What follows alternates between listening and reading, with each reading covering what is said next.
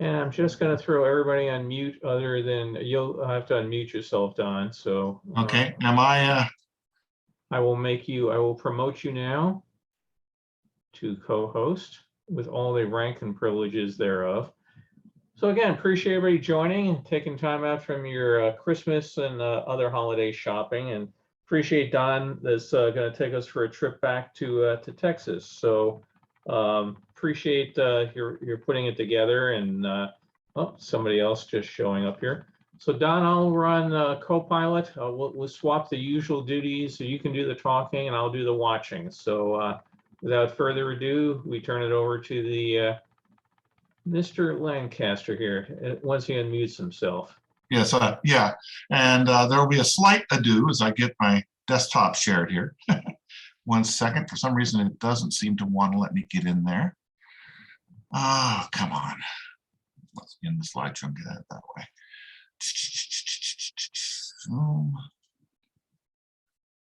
It's being started. There we go.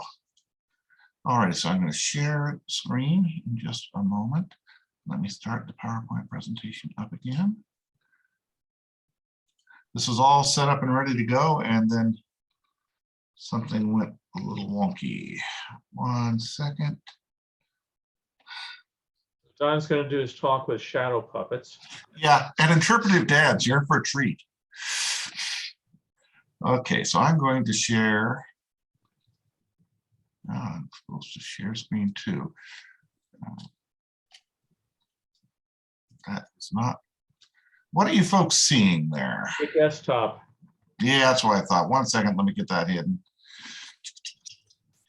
Don't know why it's being so stubborn. In slideshow.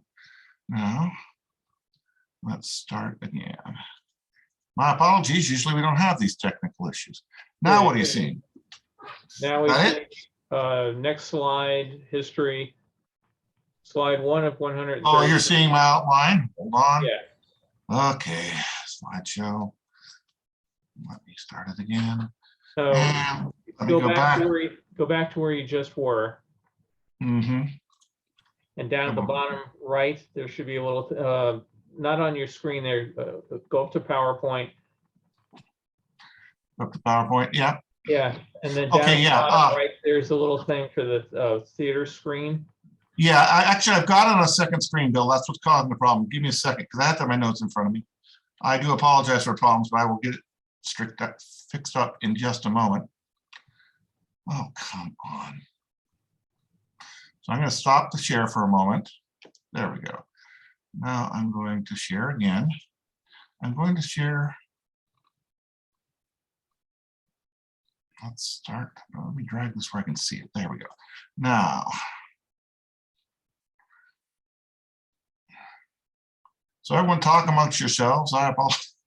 This never happened the other 2 times I gave these presentations here. Okay, so let's go to Zoom. And now we're out of that. That's good.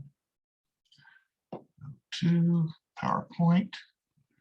We'll start the presentation. And then we come. There we go. Then we go to Zoom and share screen. And voila. Now you should see. Yes. Giant Texas postcard. Ah, thank heaven. Okay. Thanks for bearing with me, folks. Let's get this all up and we shall move that away. I'll just let it there. All righty. So thanks everyone for being here. And thanks, Bill, for giving me the forum to present on this. When Bill asked me if I would do another presentation, I actually offered to do this. I really appreciate giving the chance because it drove me to do something I've wanted to look into for a long time, and that is the Texas Centennial Exposition that was held in 1936.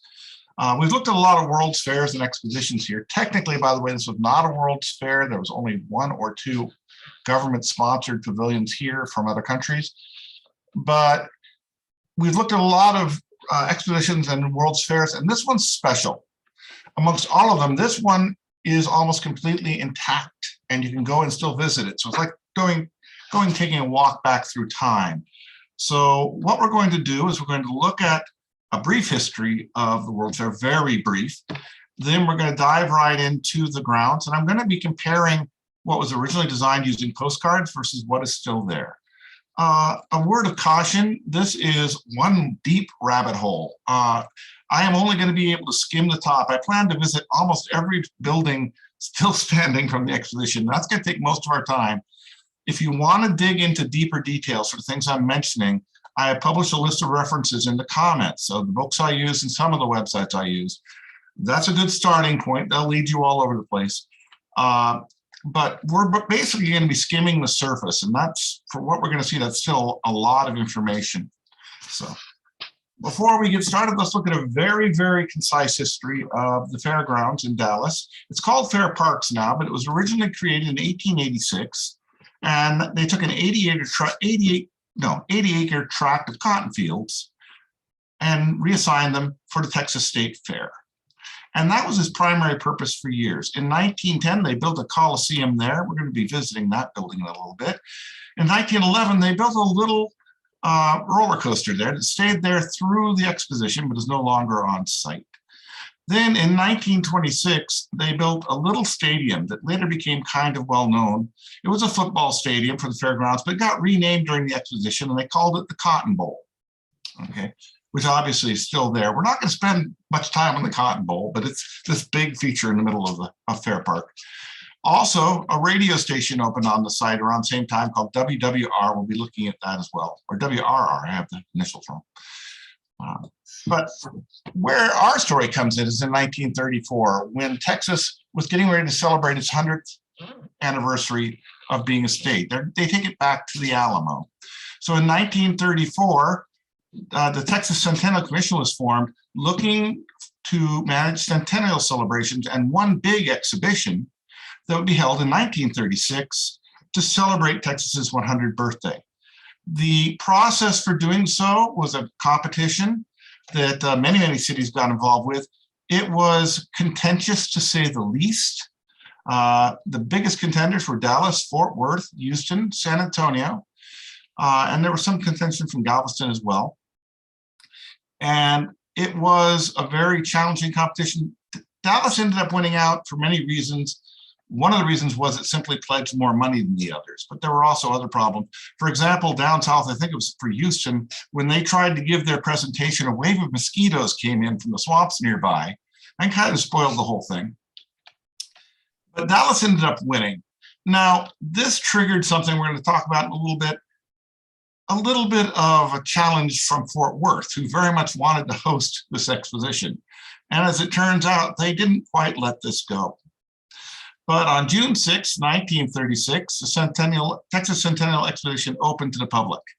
And it was a celebration of Texas independence, and also architecture, art, light, technology. And over 250,000 spectators showed up on the first day to witness a 3-mile-long parade. It was quite an opening festivity. Now, a couple of key players. Again, the raft of people behind this thing and getting it done in the competition with the competing fairs and such, there's a huge cast of players. I'm only going to touch on 3 here. One of the most important ones was George Dahl. He was the principal architect for the Centennial Exposition, and he had absolute control over what was built there. Everything that was built was designed or reviewed by him. He wanted to make sure it matched the theme of the fair if it was absolutely possible. And he wanted to have design review over every building. And he got that for every building except one. Okay, we'll visit that building later. Another person who sort of plays into this, we won't get a lot into his story, but there's a man by the name of Amon Carter. He was the creator and publisher of the Fort Worth Star-Telegram. Amon Carter was a community activist as well. He was very proud of Fort Worth. He very much wanted them to host the exhibition, but they didn't win the contract. And another thing about it was he really, really disliked Dallas. He used to say that Fort Worth is where the West begins, but Dallas is where the West peters out. It's also rumored that when he traveled to Dallas, he'd pack a brown bag lunch to avoid paying Dallas restaurants for food. Okay. This man did not like Dallas, and when they lost out, he decided he wasn't going to accept it. He created his own exhibition, which was called the Fort Worth Frontier Centennial Exposition.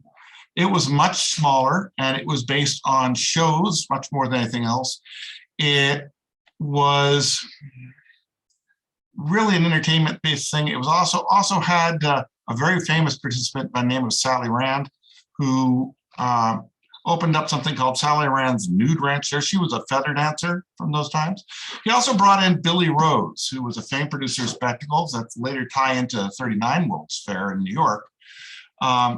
Billy Rose came in and produced 2 shows that were very, very popular as well. And Carter did everything he could to try to deflect attention to Fort Worth away from Dallas.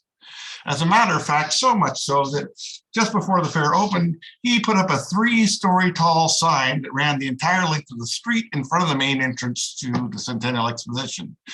And the main slogan they were pushing was, "Go to Dallas for the education, but go to Fort Worth for the entertainment." Okay, and you can see on here he's pushing Sally Rand and her Nude Ranch, and the Casa Manana review, which was a huge review, and Jumbo, a show of Billy Rose's that he brought from Broadway. This was actually a very successful, if much smaller exhibition. But because it existed and because of the way they promoted it, actually influenced the Centennial Exhibition in some interesting ways. One of the things they did in Fort Worth to get people to come down there was they significantly loosened their drinking laws. Not officially, but they they looked the other way and tended to allow people to drink as much as they wanted to draw more people over there in Fort Worth. Later on, the Centennial Exposition actually reacted to that a bit as well. If you're interested in the competition between Fort Worth and Dallas, and I'm going to leave that here for the time being, but if you look in the notes, there's a book called Centennial 36, The Year America Discovered Texas. It goes into this competition in huge amounts of detail, and it's a really interesting rabbit hole to go down if you're interested. Now, opening day, I don't have any pictures of opening day that I can show here. I'm very careful for copyright issues in this presentation. But opening day had some interesting stories to it. The postcard you see here was actually of a jeweled key that they made for opening day. They used this key to unlock the fair, as it were. When it was done, the jeweler who made it hung it in his shop. And later it was stolen and has not been seen since then. Okay. That was just one part of the ceremony. And the ceremony included a huge parade that I mentioned earlier, and a device where they could send a signal around the world to cut the ribbon for the fair. Well, there were some challenges. One of the bands in the parade actually got lost and they couldn't find them. This put a delay in the opening festivities. Also, the device for cutting the ribbon didn't quite work. And while they were trying to fix it, that put a delay in the festivities. This caused a problem for a fledgling radio announcer who'd gotten a job there in Dallas, who was covering the opening of the fair. And it was one of his first big presentations on the radio. But because the band got lost and the ribbon cutter wouldn't work, there were these long pauses where the announcer had to ad lib, and he didn't have a lot of experience. Later, he said this helped him because the announcer's name was Art Linkletter. And he later claimed that the experience he gained at this event helped him when he was opening Disneyland live on TV, and Walt had all his issues. So it's kind of interesting that Disneyland is tied back to the Texas Centennial Exhibition. We had the same person covering the opening.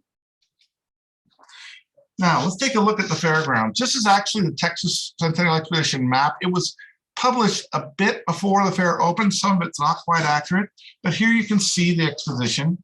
You can see the Cotton Bowl there in the middle. Over here is what was called the Cavalcade, Texas Cavalcade, a very elaborate show that we'll talk about later. Up here in front is the main feature of the fair. This is the Esplanade State. And then we have, well, I'll show these sections in a moment, but you can see it's a fairly good-sized fairground. Trust me, I've walked the thing enough recently. This is not a small place. And here is what remains.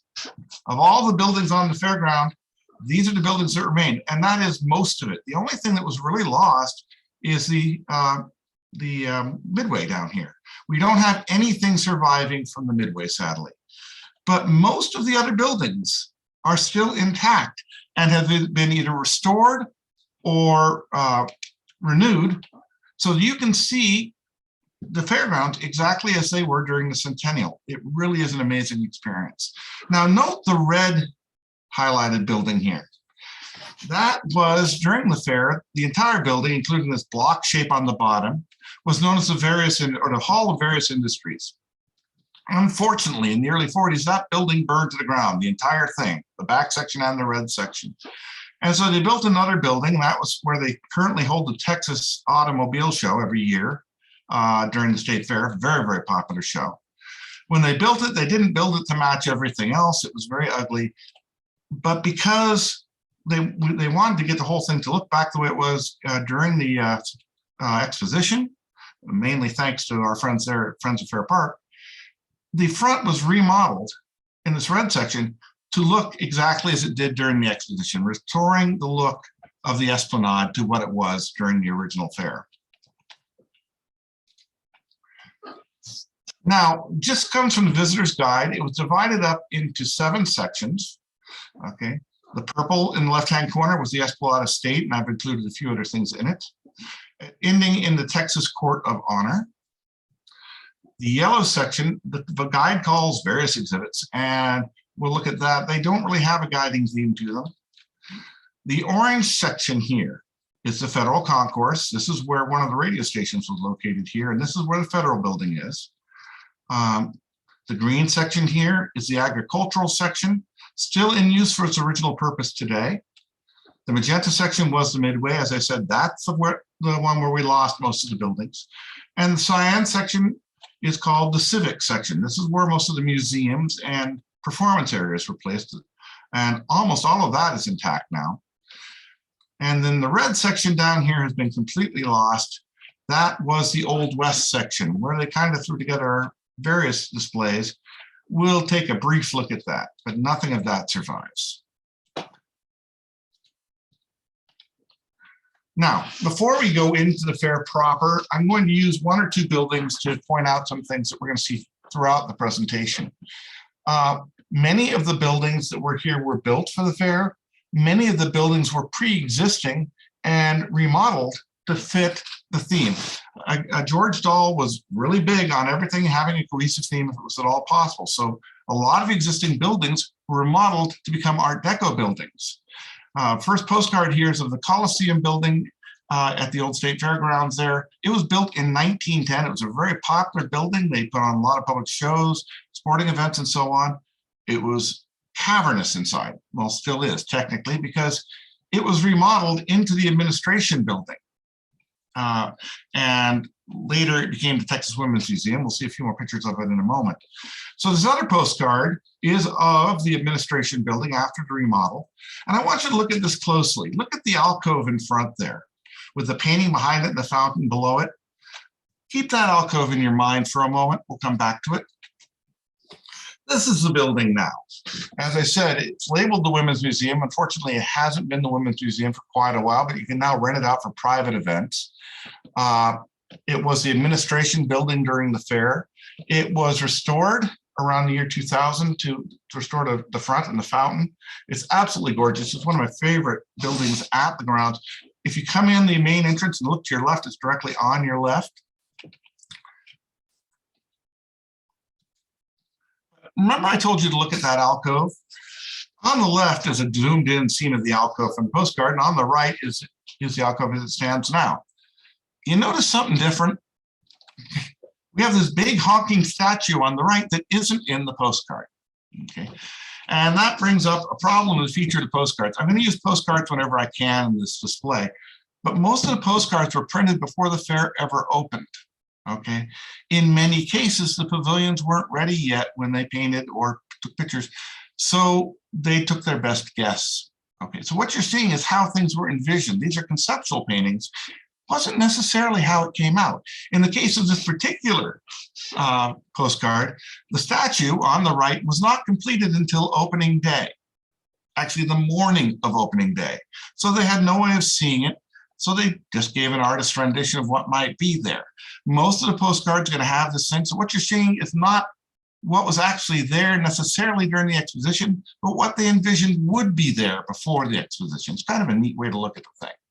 The statue, by the way, is rumored, I can't find any confirmation of this, to be based on The Birth of Venus by Botticelli, except they replaced the clamshell with a cactus. I'm not sure why anyone thought this would be comfortable, but it is a very attractive statue. The fish fountain down below is actually a recreation. The original had been deteriorated to the point where it couldn't be restored when they went to restore this building in 2000. So it and the reflecting pool in front of it were restored or recreated from images and drawings. So you can see this reflecting pool and the fish fountain and the statue. Now it all looks exactly the way it did during the fair, but a lot of it is not just a restoration, but a recreation. Before we start down the main esplanade, there's one other building I want to talk about, and that sits right next to the admin building. That was the Continental Hospitality House, which is now the Daughters of the American Revolution House. Going to this building for a couple points. One, all throughout the fairgrounds, you find these hospitality houses or lounges, visitor lounges for people to go in. These were very, very important because the summer that held the exposition was record hot. Many of the days, most of the summer was well over 100 degrees. A lot of people were coming in from out of town, weren't used to the heat. You needed someplace to go in and cool off. So a lot of the companies came in and built these hospitality houses or lounges so people could come in, get a cool drink. They were air conditioned, first fair to feature air conditioning, and people could flock into these houses and rest for a while. Continental also had people on hand to give you tourist information for touring the rest of Texas. But the other thing about this, and I want to point out, is notice this is not Art Deco. At least that's the worst Art Deco I've ever seen, if it is. This was loosely based on Mount Vernon. And there are going to be a few fair buildings that are not Art Deco that George Dahl, for some reason, approved. And so they don't fit the general theme of the fair. These are pretty rare, but they are there. We'll encounter a few more on our way. Like I said, now this serves the Daughters of the American Revolution, by the way. All righty, so let's start down into the real gem of the fair, and that's the Esplanade Estate. To the right, you're going to see the Varied Industries building, which, like I said, has since burned down, but these facades were recreated. The only thing that survived the fire were the statues in front of the buildings, but the rest was all recreated, including the paintings you're going to see. To the left was the Transportation Building. This is now called Centennial Hall. At the very end is the Hall of State. Going to spend a lot of time in there. Everything was themed to Art Deco, top to bottom. And the view you're seeing now is still the view you would see today if you showed up to visit.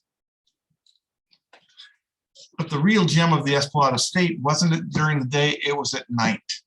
This picture that you're seeing now, if you ever study this Centennial Exposition, you're going to see this picture a lot. Okay. They went in and installed some extremely powerful lights behind the Hall of State, so tall that it was rumored they could see them from Dallas, much to the chagrin of Amon Carter, I'm sure. And then they installed a very advanced lighting system down the Esplanade.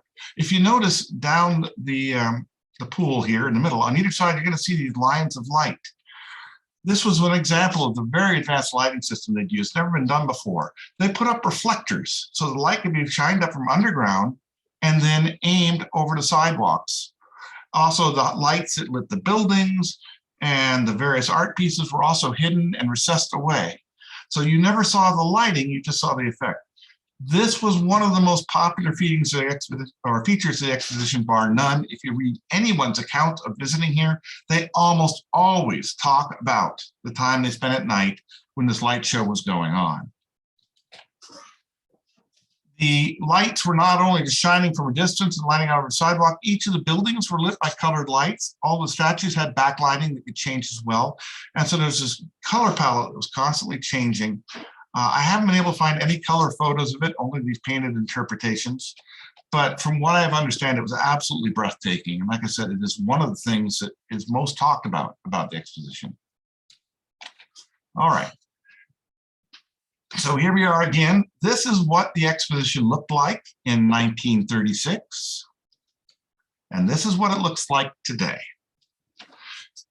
Like I said, not a lot has changed. Now, I want to mention something. While I was on site, I visited the site 3 times. The reason I had to do it 3 times was I visited between the end of the state fair and setting up for Christmas. So I'm dodging construction crews, photos you can actually see in the Hall of State, and you'll see this Christmas tree. It was actually hanging in midair from a crane. I just photoshopped out the crane so you can get a better look.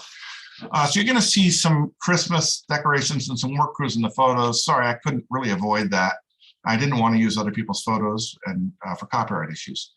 But if you look at this and you compare it to what we had before, you can see it's pretty much exactly as it appeared during the exposition.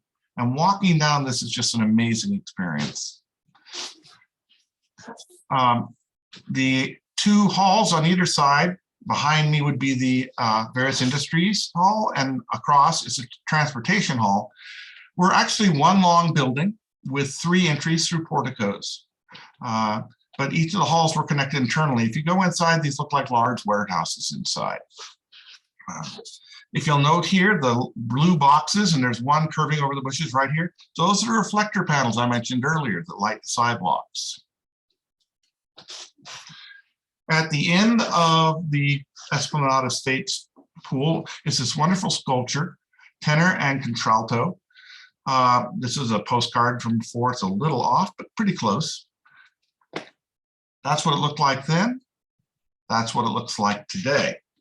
Now, unfortunately, the tenor and contralto and the 2 boxes behind them were lost, but they've been recreated again. So we have perfect copies of them there. If you look at the boxes behind them, there's a nice Art Deco design. That wasn't done just for pretty. Those were actually speakers that could broadcast music, announcements, and radio programs all over the fair. There were several different zones, I think 9 zones total, don't pin me to that number, where they could run sound all over the fair. They had a very advanced sound system, so you could do music or announcements that people needed to hear from anywhere in the fair and select which portions of the fair needed to hear it. These 2 sculptures are 2 of the most famous sculptures at the fair. There's a closer look at contralto. And then over on the other side, probably one of the most taken shots. There's that Christmas tree. You can't see the crane, but it's hanging from a crane. This is probably one of the most taken shots for people who visit the fair. This is tenor. Again, these are recreations of the original, but they are spot-on replicas. Down the pavilion, we're going to look at one specifically, were different alcoves in which you could enter the halls. Okay. Each one was themed to a flag that flew over Texas. We had Spain, Confederacy, Texas, France, Mexico, and the United States. Those are the 6 flags over Texas. That might be a familiar term to you. The one you're looking at right now is in the Texas portion of the Hall of Transportation. Each building featured a 20-foot high statue. Each one is unique and represents the theme of the building. You can see the star, if you look closely, behind the statue's head. That represents Texas. On the left side of the Esplanade was the transportation building, and then on the right side was the various industries building. The transportation buildings had paintings by Carlos, I'm going to get his name wrong, I never could pronounce it, Ciampaglia, there we go, Ciampaglia, who was an American artist from Italy. The paintings from the right side of the Esplanade were done by Pierre Bourdelle, who was an artist from France who actually studied under Rodin. Okay, we're going to look at each of these things in detail in a moment, but if you're interested in more information on the paintings and restoration efforts, you can find them in the reference notes that I posted in the comments section. Okay, so this is our first building. This is the Hall of Various Industries. You can see the statue out front, and this one had 2 paintings inside. This is called Miners. It was by Pierre Bourdelle.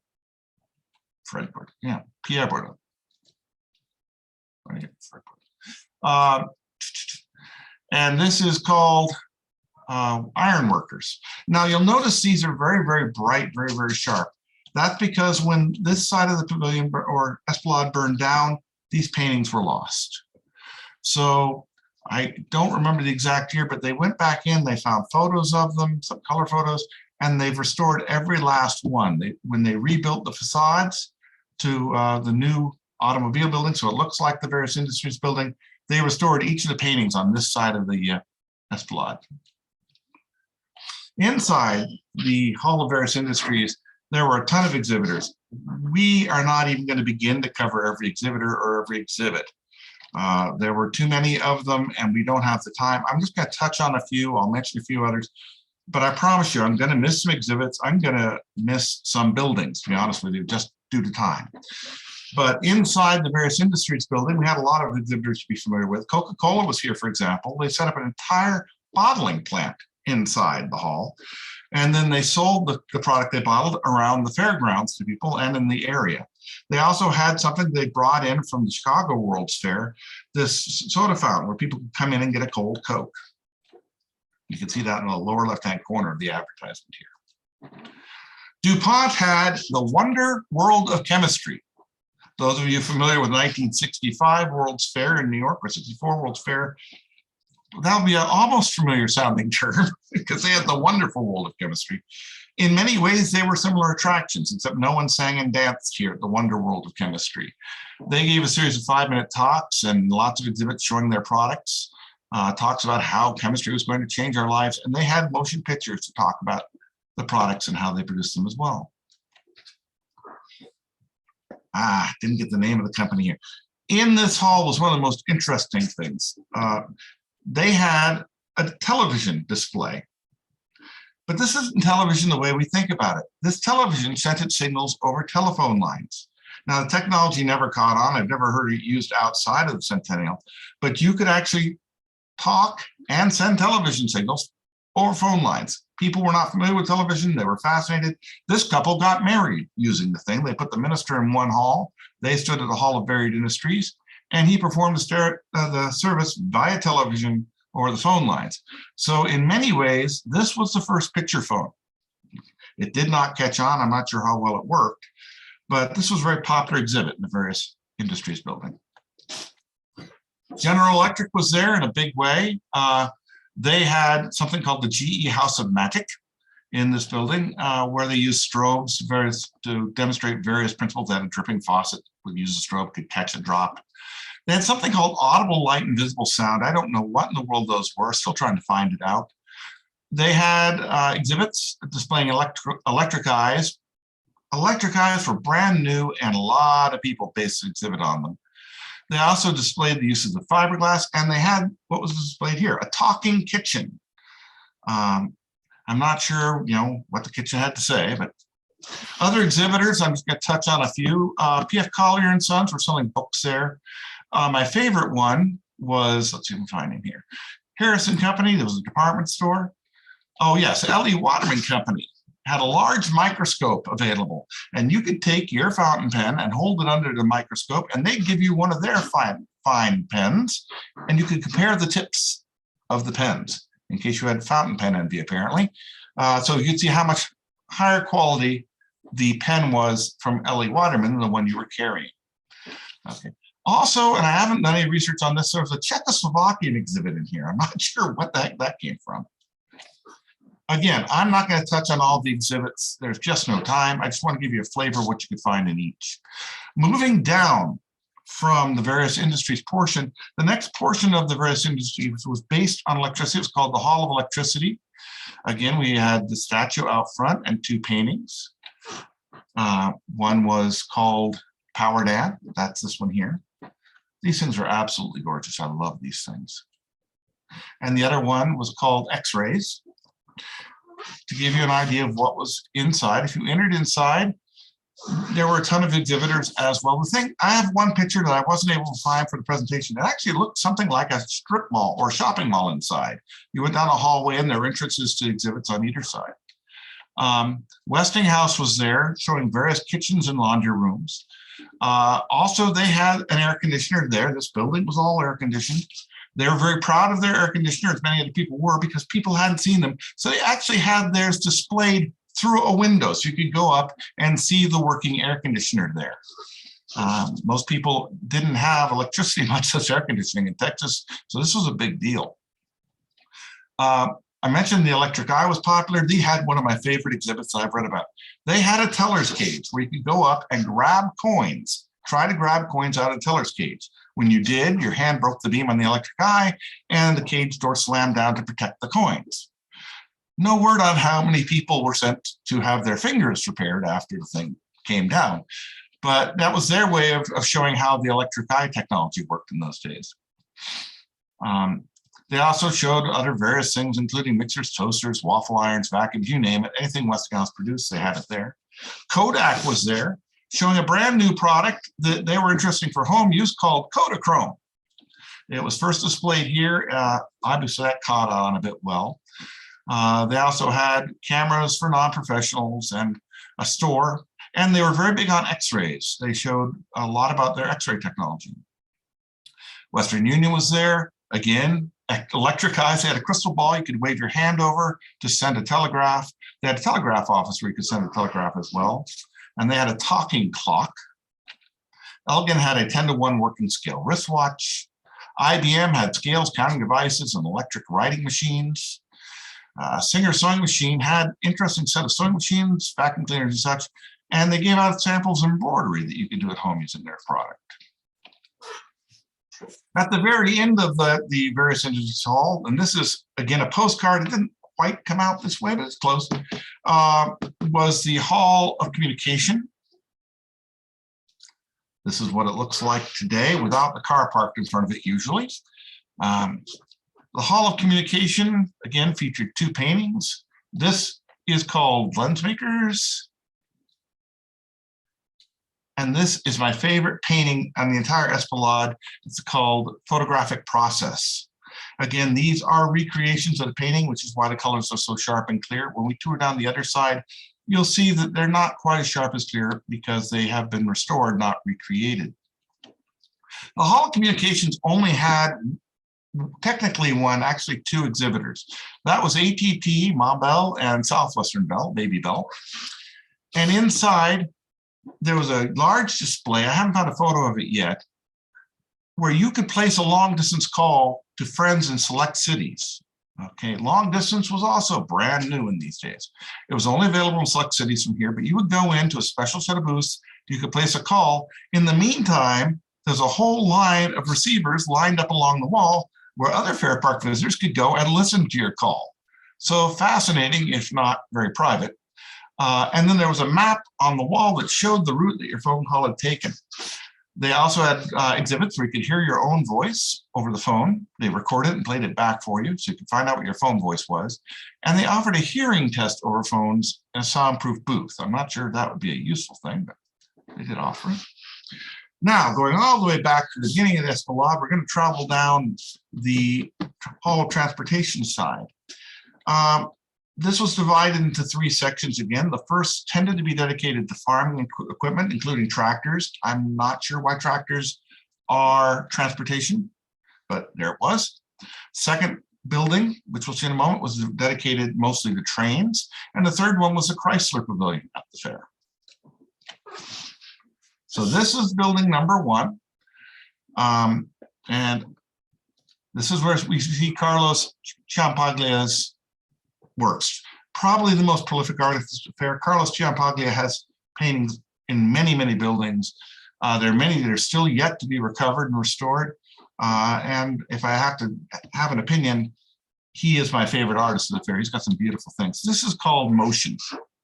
This particular building, the first building of the transportation building, was actually featured 4 paintings rather than the usual 2 because it had an in-cap painting. This is called Traction, which is appropriate for a building that contained a whole lot of farm equipment. And I apologize for the lighting here. I never could catch this painting at a time when the lighting didn't invade, but this was called Railroad Transportation. And this was called Navigation. Again, apologies for the lighting. The building itself contained exhibits on farming. The biggest exhibitor there was International Harvester, who displayed their milking equipment or farm equipment, including tractors and other things, milk coolers and milk cream separators. And one thing I'd love to find a video of a picture of. They had a mechanical cow. The cow could chew cud, turn its head, blink, moo, breathe, and my favorite feature, quote, give milk in a realistic manner. I want to see a mechanical cow give milk in a realistic manner, or I'm not actually sure. I want to see what the heck that meant. But there were a lot of actual animatronic what we would call animatronic now figures at the fair. Very, very simple. We'll talk about a few more later on. Also, they displayed their school buses. You've all seen the international school buses out there. They were selling them at that time and had them displayed here. No real good photos of anything in this building. Moving on down to Transportation Pavilion Part 2, this was the train section. Again, 2 more paintings by Carlos Ciampaglia. Old methods of transportation and new methods of transportation, or transportation of the future. And this painting, I love this painting. It is thought to be one of the first, if not the first, painted representation of space travel in existence. And so I'm not sure why the people aren't inside the rocket, but you know, hey, whatever works. But it's a gorgeous painting. I love it. Again, the Art Deco style is amazing. Inside, it was almost all dedicated to railways, and almost every major rail line had an exhibit. A ton of model railroads in here. And they were very, very popular, so much so that kids complained that they couldn't see them because the adults were pushing up to the front. I won't go through all the railways because there's so many of them, but Texas and Pacific had a model railway, working oil wells, tractors, and flowing rivers. Missouri Pacific had a glass enclosed modern passenger station that had a really interesting feature. If you approached it, the doors opened all by themselves. Again, electric eyes, but that was a big feature. If you approach our glass passenger statement at the building side, station, not statement, the doors will open, you don't have to touch them.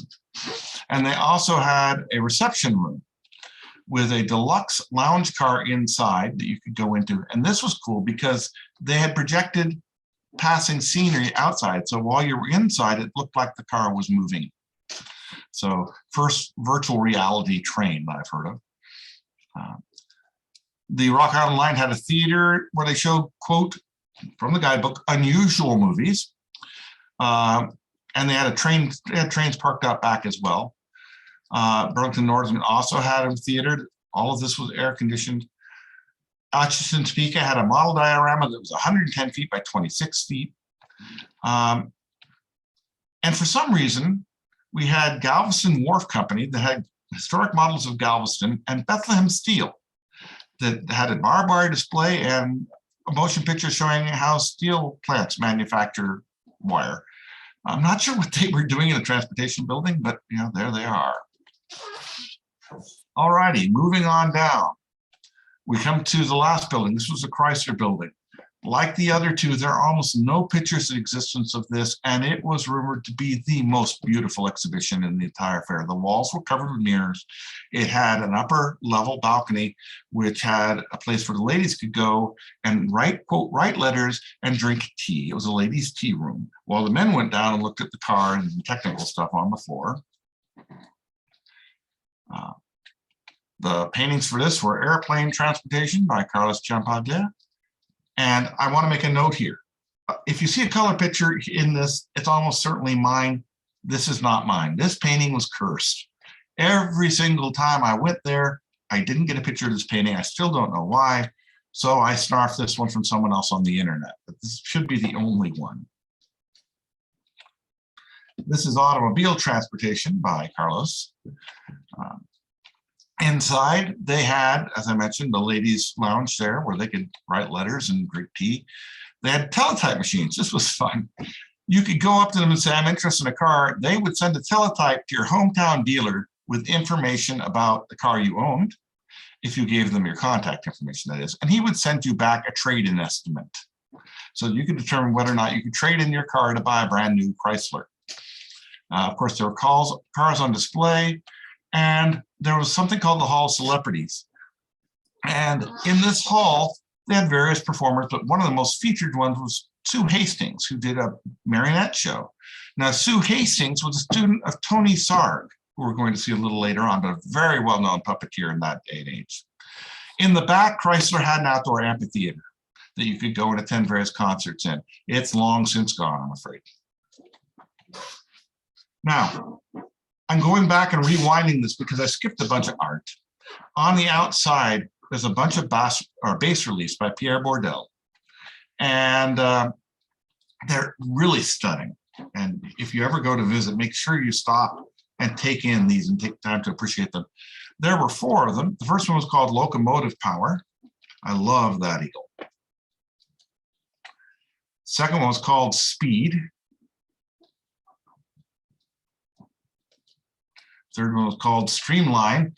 I'm not exactly sure. You have a cougar attacking a buffalo here, and then the whole thing, it's an interesting name for that painting or sculpture. And the last one at the very end normally doesn't have a little Christmas tree in front of it. I almost moved it, but I didn't want to mess with what they were doing. This was called Man Taming Wild Horse. Okay. And this, by the way, if you look down in the corner, this is one that was actually signed by Pierre Bourdelle. And these are, I could spend hours just going up and down the Esplanade looking at the paintings and these bas reliefs. They're absolutely stunning in person. All righty, so we've moved off the Esplanade. Now we're moving on to the grand feature, the centerpiece of the entire Centennial Exposition, the Texas Hall of State.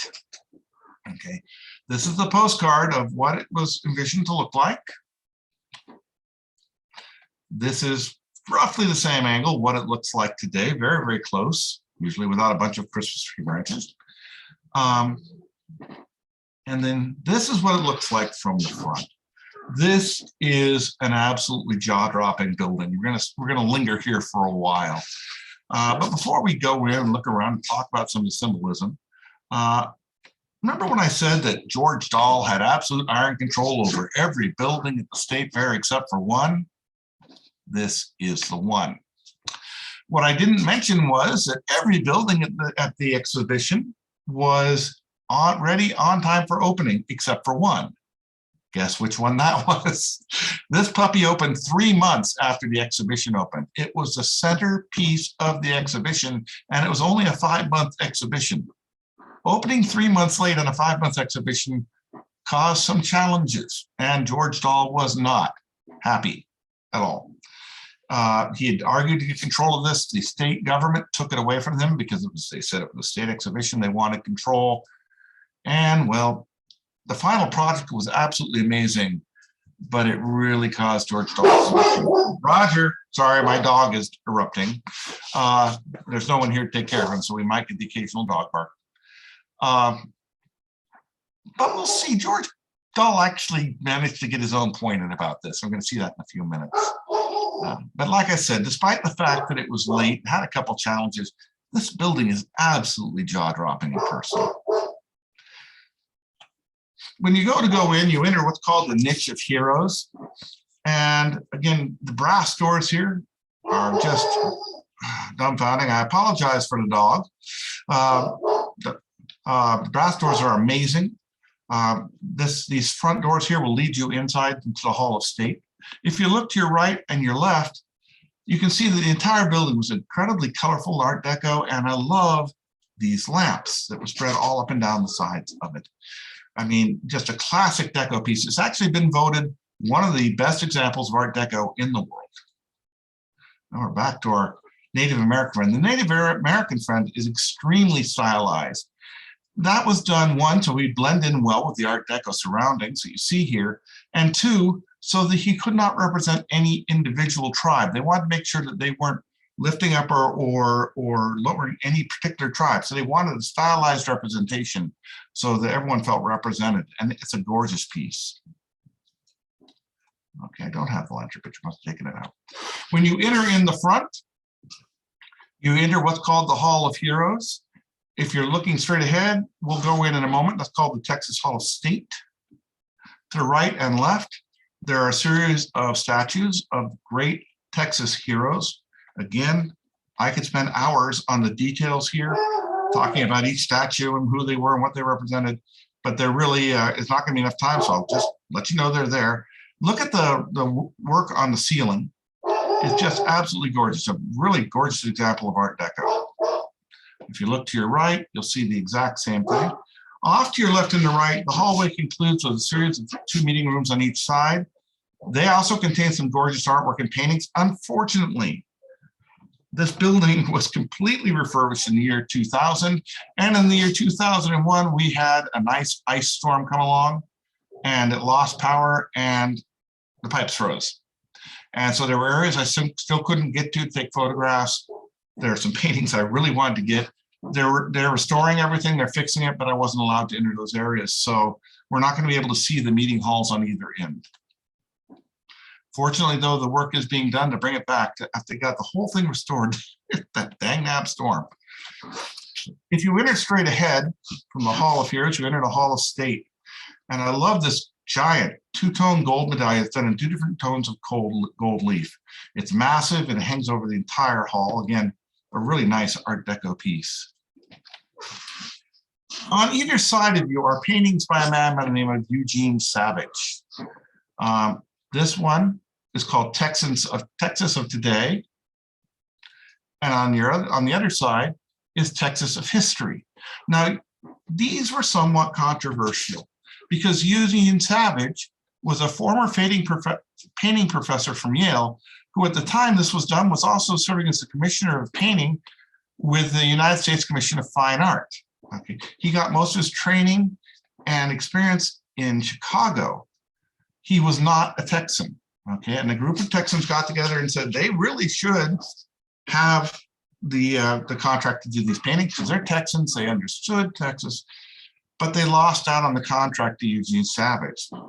Now, these paintings are absolutely wonderful, but because the man wasn't a Texan, there's a couple of little minor things. We're going to look at just one of them. One of the controversies involves this section of the painting right here. This is Texas of History. That is the Battle of the Alamo. I'm going to zoom in a little closer. There we go. Now, you can see the Battle of San Jacinto off to the side and the spirits of the men who had passed. Then you can see over on the right, the Battle of the Alamo. Now, those of you who know Texas history and some of you Disney fans might notice someone missing. Usually wore a coonskin cap and deerskin coat. You know, everyone came and looked at this and they said, "Where's Davy Crockett?" And they, would look and look, couldn't find Davy. Well, as it turns out, he's not missing. But because Savage did not know much about Davy Crockett and couldn't find an image, he found an image from an earlier day when Davy Crockett served as a senator, I believe, from Missouri. And so that's how he painted him in.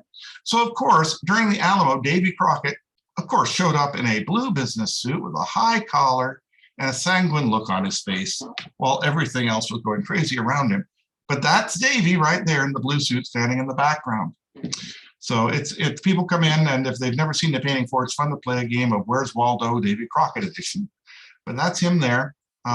He also left out some people in another painting. I'm not going to go there, but all in all, they're spectacular paintings. I really don't want to linger too much. If you go in and look at them, they're absolutely breathtaking. But it is kind of humorous that Davy was painted in what today we would call a business suit. Downstairs is a lecture hall. The lobby looks almost exactly as it did during the Centennial Exposition. And the only addition to it, if you see right here off to the side, is a desk. The desk is there for the Dallas Historical Society. They keep all the historical archives, and most of the historical information about the Centennial Exposition can be found here. I never got a chance to do a deep dive in these archives. I want to go just spend a few days swimming through them and see what I can find out. But these folks have preserved a lot of the information from the fair, and if you ever are interested in researching it, this would be a really good place to start.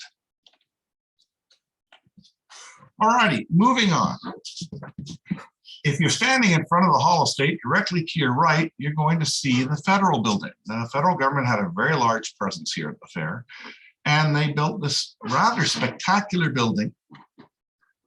Let's see, what am I getting here? Okay, folks, are you seeing this picture okay? Bill, are you seeing the picture okay? Yes, it looks just fine, thanks. Okay, just wanted to be sure. I've got an image that appeared here. This is a rather spectacular building. This is what it looked like during the exposition. It's still there. It's been completely restored, and it looks exactly like it did during the exposition. This was the hall of all the federal displays, and there were a ton of them. It was, like almost everything else, designed by George Dahl. And this is where we get back to the little problem we had with the other building next door. There's a rumor, I've heard it from several sources now. I first found out about a week ago when I was visiting the site, that this was George Dahl's response to not getting control over the Hall of State. That is the tallest tower on the fairgrounds, the tallest tower during the exposition as well. It can be seen from all over. It kind of pulls attention away from the Hall of State.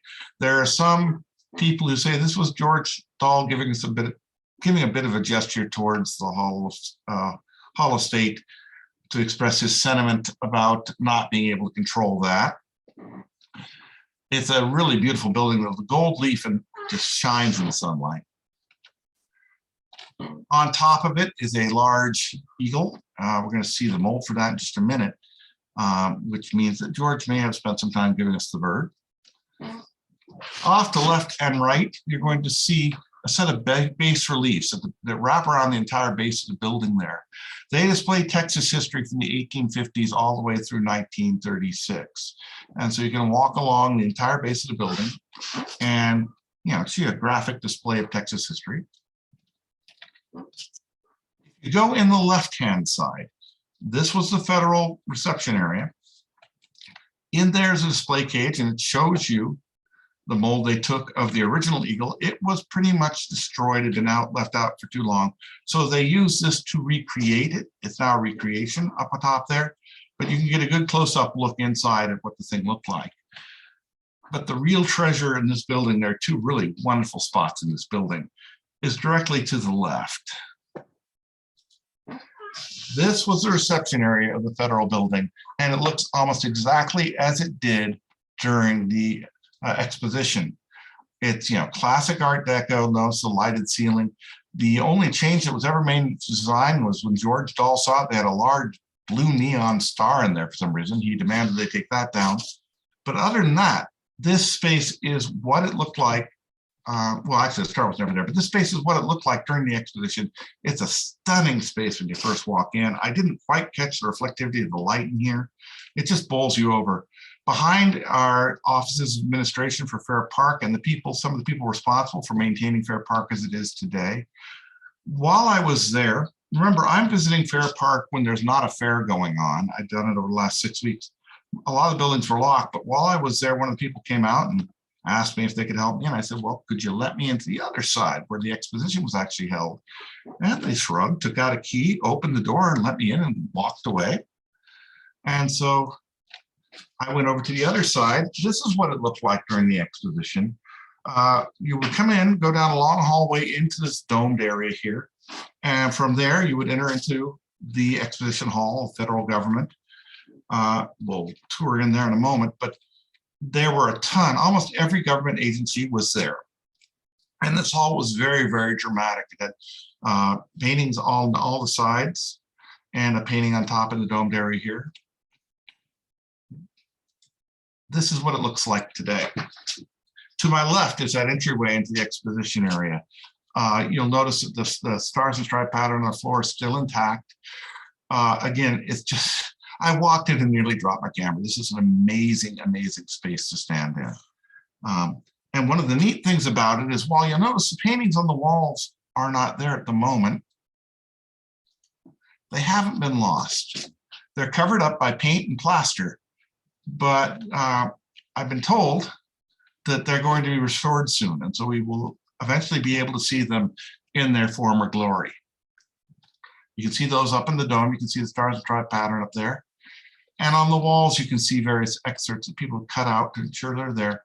The restoration work on this sort of thing is extremely challenging. The paint used was often leaded paint, which is not good for anything underneath it. They often would put a layer of plaster or stucco over the top, which means you have to chip through that without damaging the painting underneath. And of course, as soon as you expose the painting, you now have a problem because they immediately begin fading again. I'll let Greg in here. So you have to do something to protect them once you've exposed them. You can't just go in and repaint them. You have to use paints that resemble the original paints that were used. You have to have skilled restoration artists there aren't that many people in the world who could do this. So it takes a while, one, to find the money, it's not cheap, and two, to find the people and talent that can get it done. So there's a lot of paintings still waiting to be restored, but a lot of progress is being made in that area. If you entered the hall, like I said, there were so many exhibitions there. I'm only going to mention two. One is not in this picture. The Smithsonian Institution was actually here. They were building a dinosaur or reassembling a dinosaur for the entire length of the exhibition. So you can come in and watch them put together a dinosaur there in the hall. And then there was this guy, the Mechanical Man. He was set up by the Department of Labor, and he was a big hit. And it's a really unusual exposition. Every few minutes, he'd wake up and give a 4-minute speech about why people unjustly blamed him for unemployment. He would say it was upsetting because people would look at him and say he was responsible for unemployment. It wasn't his fault. Robots like him actually helped to create jobs. And he had a whole earnest thing from the Department of Labor saying why we should not present robots. A tough sell during the Depression, I'm sure. But he was considered very advanced and is also considered the first federally funded robot, albeit more like an animatronic figure, ever built. Okay, if you step back outside of the federal building, you're looking across a large circular area of your radio station. This circular area, by the way, is still there, and that is where they, I believe that's where they put up big techs every year for the Texas State Fair. But the thing we're actually interested in was across the way. This was the Gulf Oil radio station that they had set up. It contained 2 large studios, one in each of the wings there that you see, and with the control rooms in the middle under a huge Gulf Oil logo. In the plaza between them, and you can see a crowd there, 750 people could watch through soundproof glass as they produced and transmitted radio programs. They broadcast the sound outside, but they had soundproof glass to keep them from interfering inside. And this was a really popular exhibition. When FDR spoke at the opening of the exposition, this station here transmitted it nationwide.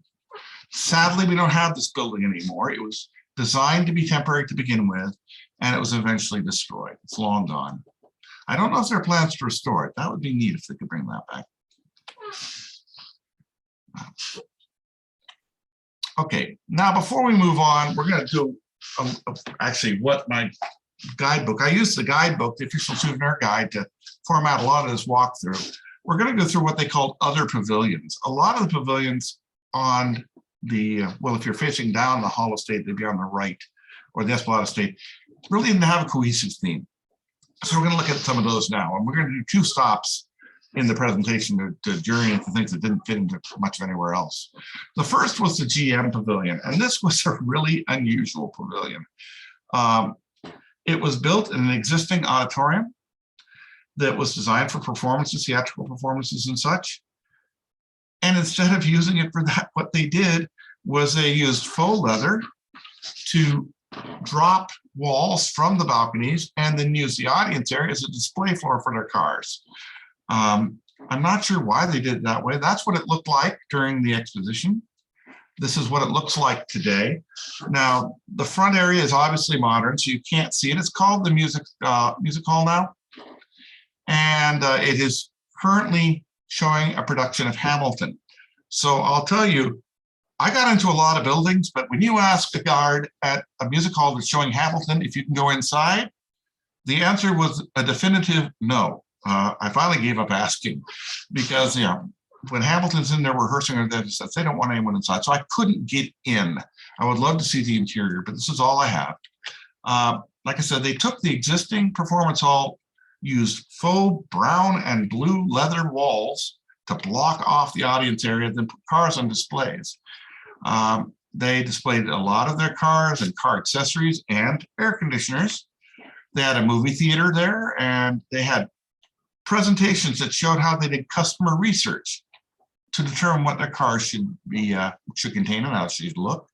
They also had another robotic figure, a mechanical Indian, who would answer questions about Pontiacs, and another figure somewhere in there who would actually kind of heckle the crowd as they walked by. These were both more like puppet figures. You had someone operating them from a hidden position, but they had these 2 robots who would talk to you. So if you want to know about your Pontiac, you could ask the mechanical Indian there. Next door to it was the Globe Theater. This was built by a group called English Concessions. It was not an official English contribution.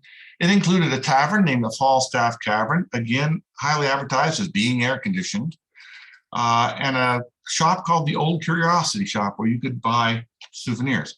And you could go see Shakespearean productions being performed here by, quote unquote, the finest Shakespearean companies in the world. Never found out who they were. And this surprised the dickens out of me. The Sinclair dinosaurs were here. Okay, this is their second time. They were, I think they were first introduced in Chicago at the Century of Progress, but they were here as well. Very, very popular. If you find people's photos or the few movies that exist on YouTube, you're going to see the dinosaurs. They had many animated dinosaurs and a display about Sinclair Oil and how their company operates down beneath. This is a very blurry picture, but like I said, rather than show you, I couldn't find very good pictures of the T-Rex and I don't hear fighting. I decided to show you this excerpt from something called, this is actually not the video. There's a video called Texas Centennial Highlights on YouTube. I recommend you watch it if you're interested. I will warn you, just in case, it does contain nudity and some really insulting attitudes from the narrator, but it's a great video to watch. But anyway, I'm going to start this up. I'm going to immediately mute it. It's the guy who's narrating is actually talking about Napa Valley for some reason. So I'm going to mute him down, but I just thought you'd like to see these dinosaurs in action. There we go. Now the T-Rex, I think, actually, you'll see it in a moment. I think he's a closet piano player and someone took away his keyboard. You'll see it in a minute. You know, sing us a song, I'm a dinosaur. He says, looks like someone took away his keyboard, but for the time, these were incredibly advanced and very, very popular. We'll leave off the bear from another area there. Let me move on. But I didn't know, I had only heard of these from the Chicago and New York World's Fair. I did not know they were here. So moving down a little further, we have, despite what the postcard says at the bottom, the Lone Star Gas Hall of Religion. Okay, it was basically built as a gift to the fair, and various religions were invited to come up, had a lot of exhibit space, and any major denomination could set up in here. And it hosted, let me see if I can get the whole list up here. It hosted representatives from Methodists, Lutherans, Episcopalians, Quick Church of Christ, Presbyterians, Christian Scientists, etc. It even hosted a Jewish exhibit from the 1933 Chicago World's Fair. It also had a performance hall where they could give concerts and a meeting room. And at the base of the tower, there were 25 chimes in the tower attached to a keyboard in a small room at the base of the tower, which basically created a carillonium. They could play that. When they played it, that speaker system I showed you earlier would broadcast it all over the fair. Now, an early postcard, I haven't been able to find a copy that I could own, so I'm not putting it here, actually showed flames shooting from the top of this. And assuming it was gas flame. No word is whether or not that actually happened. Remember, the postcard showed what was envisioned, not necessarily what came to be. Unfortunately, after the vision, it hosted lots of Lone Star Gas exhibits for the State Fair. But in 1982, something unfortunate happened due to a misunderstanding about ownership of the thing. Half of this was, quote, accidentally torn down. Now, I don't know how you accidentally tear down a building. I'm not going to get into political history. Ownership of these things can be something of a challenge, but we've lost half of it, basically. If you go back, this section here, the large lower section, has been destroyed, but we still have the tower section, and it's now being preserved. And this actually hosts the finance department for Texas State Fair, or for Fair Park, I'm sorry. This was one of my hardest postcards to get. This one, people who have this are very proud of it. Directly beyond the Hall of Religion is the Magnolia Lounge. And this is what it was envisioned. By the way, if you don't recognize the company Magnolia Petroleum, you might recognize Mobil. That's what they eventually became, thus the Pegasus. This was a lounge where people could go and cool off. And they had a little area, a movie area in the back, a theater, where you could watch some films.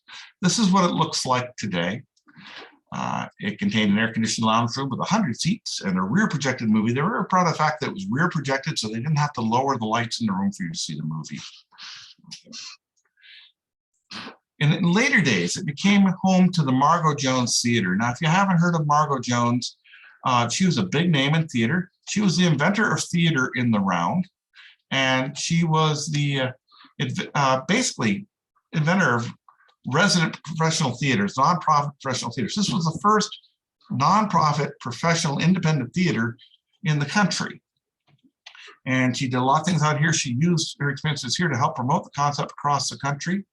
She has a book out called Theater in the Round, or she's no longer with us, that you can still find on Amazon if you're interested.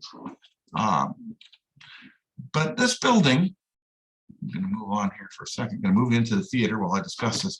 This is the theater area now. This is where the lounge area was, where you could get a cool drink and watch their movies on the rear projected screen. But in many ways, this is the building that saved Fair Park from being destroyed. It was mostly being used as a state fair, still is, and a lot of these buildings, people wanted to tear them down. But when they came to get this building, the Friends of Fair Park intervened and put on a campaign to save the building. As a matter of fact, they're located now in the back of this building. That's how I ended up meeting Matt Wood. He when I tried to get in, they called him. He came out from the back and brought me in so I could take those interior shots. That group does a whole lot of work to maintain Fair Park the way it is. They're behind the efforts to restore it. They're behind the efforts to protect what is already there. It's a tremendously critical group in the preservation of everything you've seen here. For a while, it actually functioned as a Fair Park Visitor Center.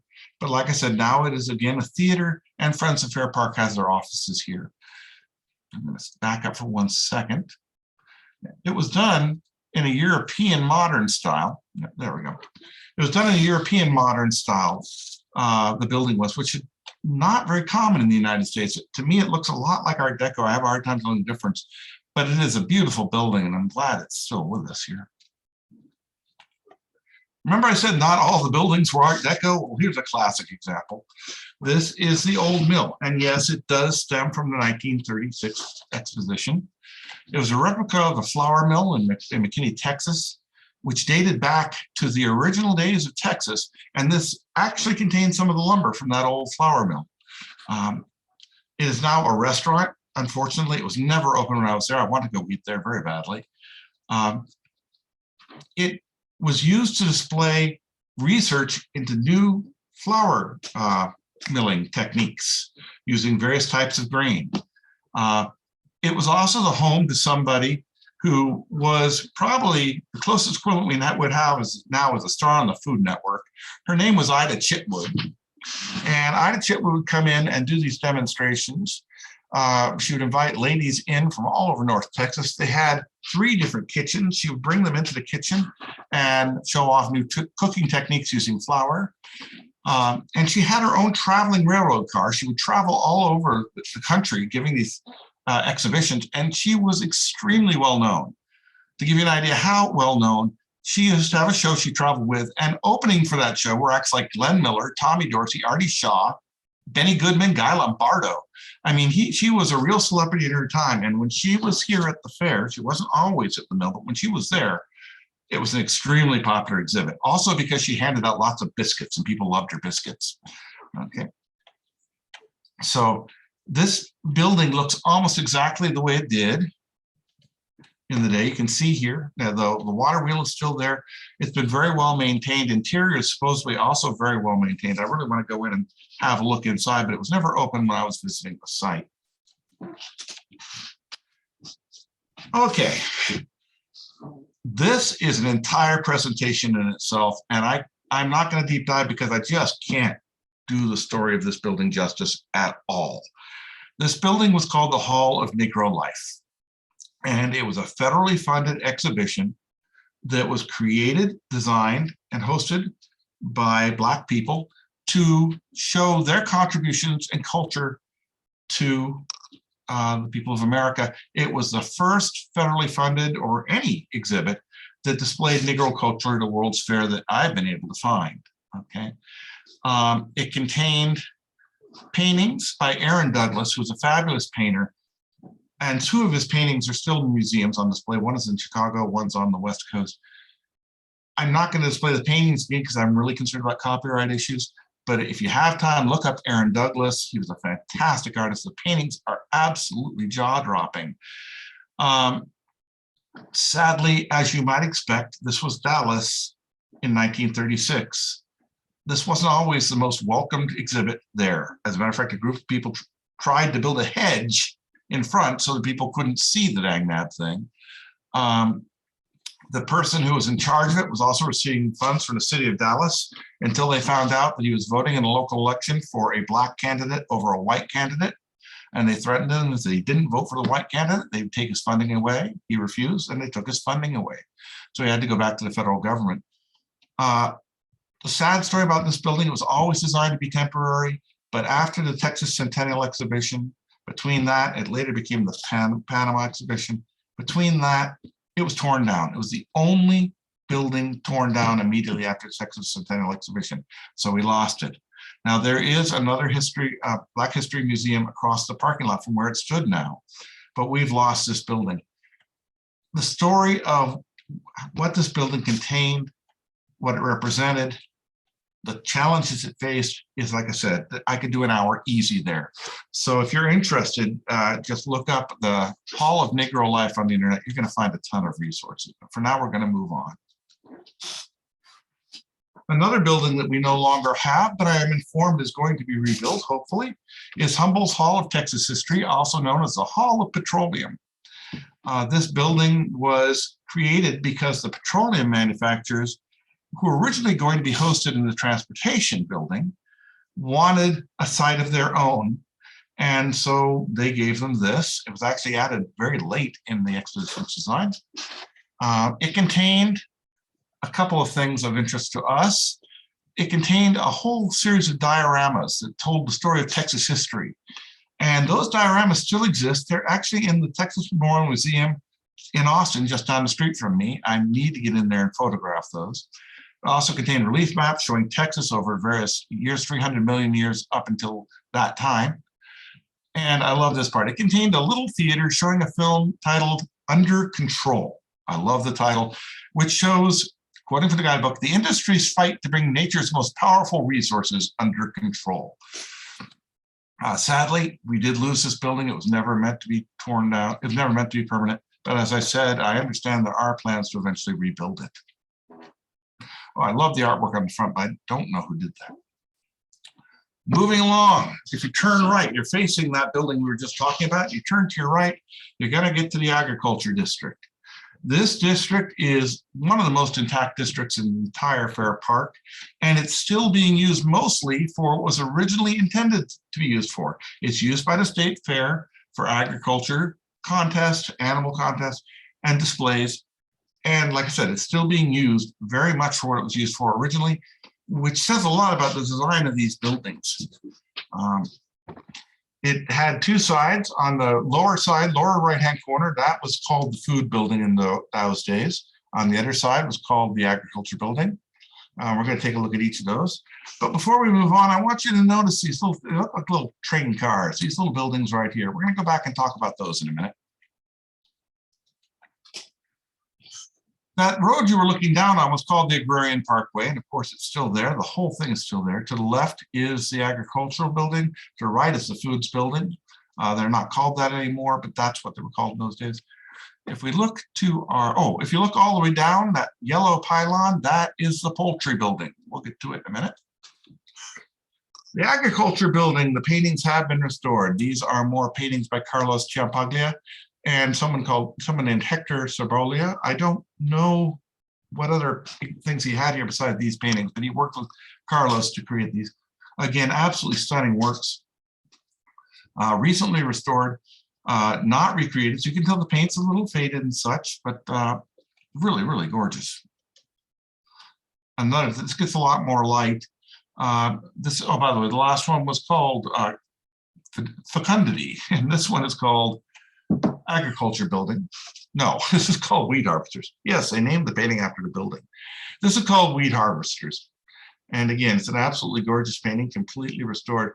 Now, one of the things I mentioned, and I'm going to get a little bit into the restoration process here again, is as soon as you expose a painting to the light, it begins to fade again. The only good thing about painting them over and plastering them over is that it protects them from fading from ultraviolet light. So many of these paintings have screens that can drop down that shields them from ultraviolet light during the brightest sunlight hours. You can see them in the exhibits. I don't think you can see it here, but you can see them in where many of the paintings are restored. On the other side of the Foods Building, there were also 2 paintings by that pair, but as you notice, they haven't been restored yet. However, we do know they're there because if you look closely, you can see them peeking out underneath the paint and stuck on the plaster. They're still there, and the plan is to eventually restore them when there's money available, I guess. Now, this building is still in use. It's called a Mercado now. It is a huge building, and I really wish I could have gotten in to see a large portion of it. There's some gorgeous paintwork inside. It's absolutely original. It's been restored to its original condition. But when I came in here, I went looking for an open door, which, you know, an open door is an invitation in my world.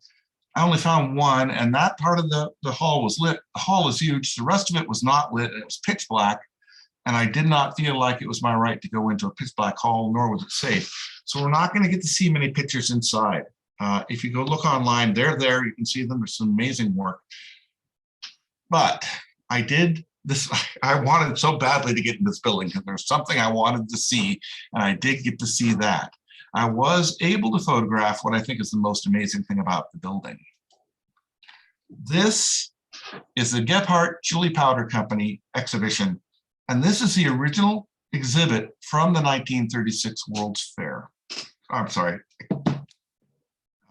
Anyway, yeah, it's the original exhibit from the Centennial Exposition. It's completely intact. It's been restored. The reason it still exists, and there is no other exhibit on the grounds that still exists, just this one. It still exists because the company's still doing business and they still put displays on in there during the state fair. Now, granted, their products are harder to find, but they're still a going concern. And it was designed to look like a 16th century kitchen and pantry in Toledo, Spain.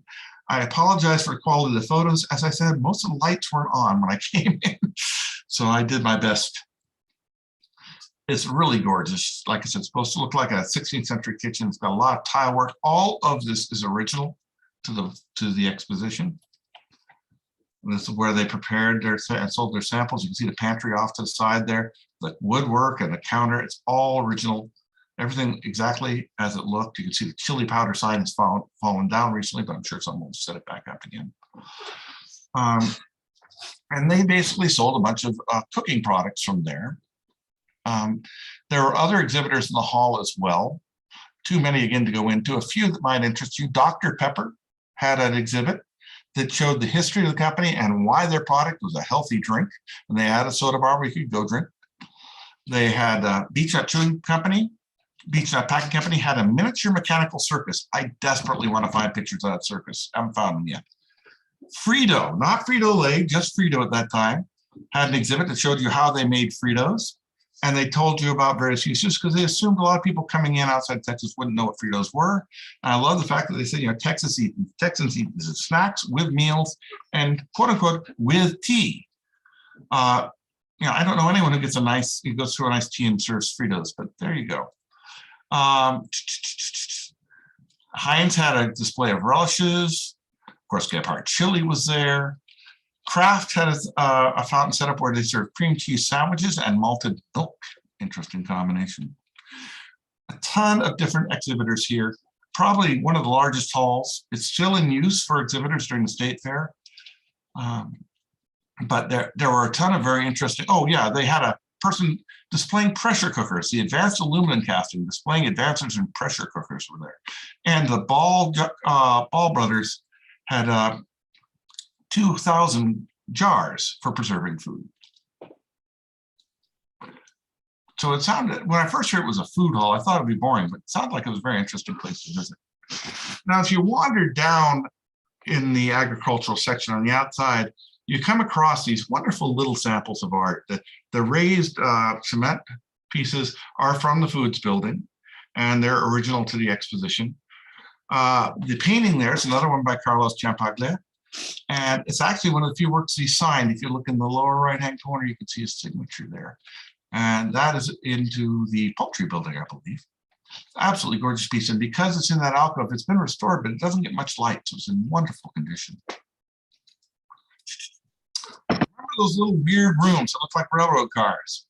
When I first went to the fairgrounds, first of my 3 trips, I came across these and just, I hadn't done a lot of research yet. I just scratched my head. What in the world are these? Well, as it turns out, they're original to the expo and they're aviaries. What they did was they took exotic birds and they put them out there. And if you're walking through the agricultural section, you could come by and check out birds that you may have never seen before. I don't know if they're still used. I haven't found them, but it's fascinating to me that they preserved them over all these years. Moving down, we come to the Poultry Building, and this large yellow pylon represents it. It's got a series of glass blocks down one side, and those were backlit by red, green, and blue lights that can be programmed to flash in different patterns. So at night, this was used as part of the decorative lighting. I don't know if they used it during the day, but it was actually programmable, so you could set up different patterns in there. If you look to your left, this is technically called Agriculture Livestock Pavilion number 2. This building has a whole bunch of interesting things about it. First off, notice this wooden concession booth there. Well, if you look at the postcard, that's a window. And I don't know why they covered that window up, but there was indeed a window there during the exposition. You could go up and watch cows being milked by automatic milking machines. And there were also egg laying competitions, and there were windows setting up where you could watch both of those. I couldn't find any of the windows in existence now. I may have to go out and look again, but this is clearly where one of them was. And so, yeah, you could watch the most modern way of milking cows.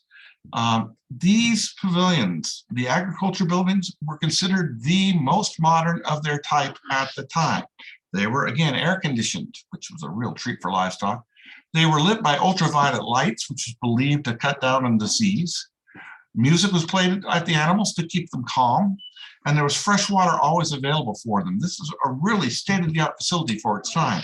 And you notice they're 2 stories tall, and there used to be a series of windows up there. Now they're not.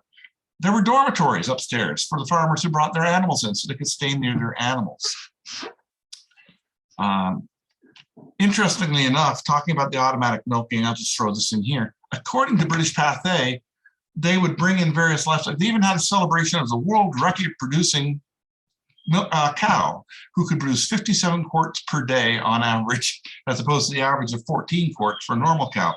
And there's a whole 4-minute film about this cow filmed there at the exhibition, and kids lining up to get milk from this cow. It's on YouTube if you go looking for it, by the way. The biggest thing about this and the coolest thing about this is this building is home to the mighty Texas Woofus.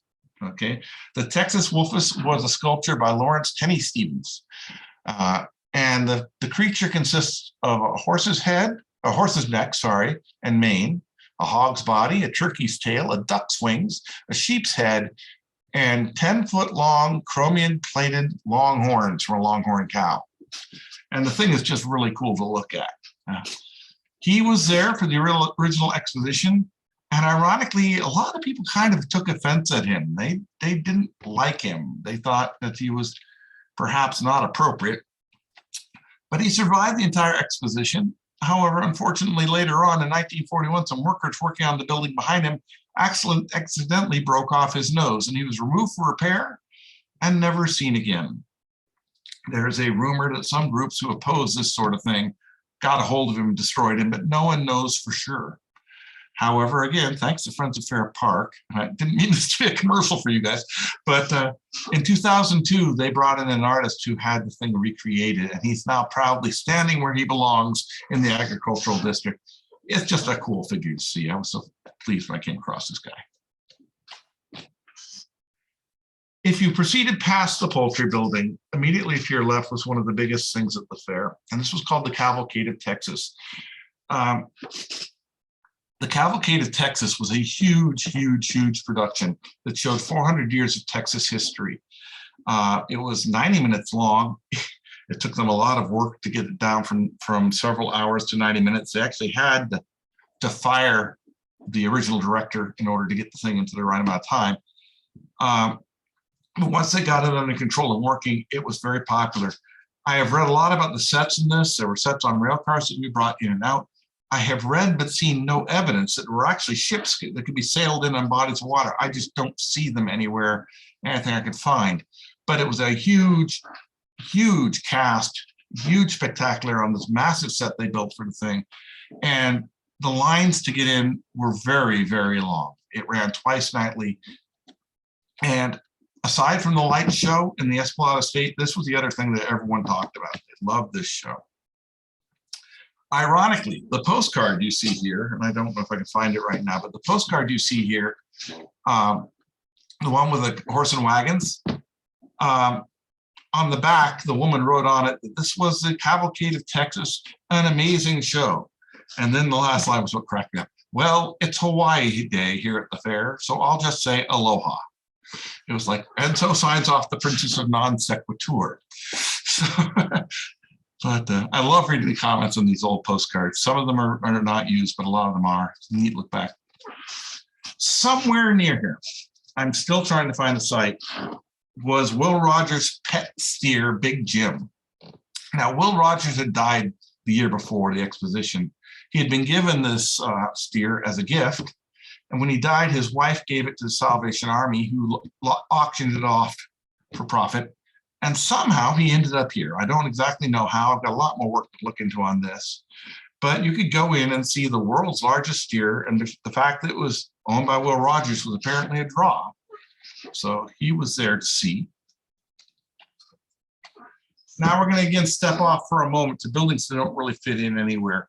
This building is an amazing building, and it's so nondescript. Again, it doesn't fit the deco theme at all, but it's an amazing building. When they did the exhibition, they wanted to make sure they were prepared for any circumstances. So they built a building that was run by the city of Dallas called the Emergency Services Center.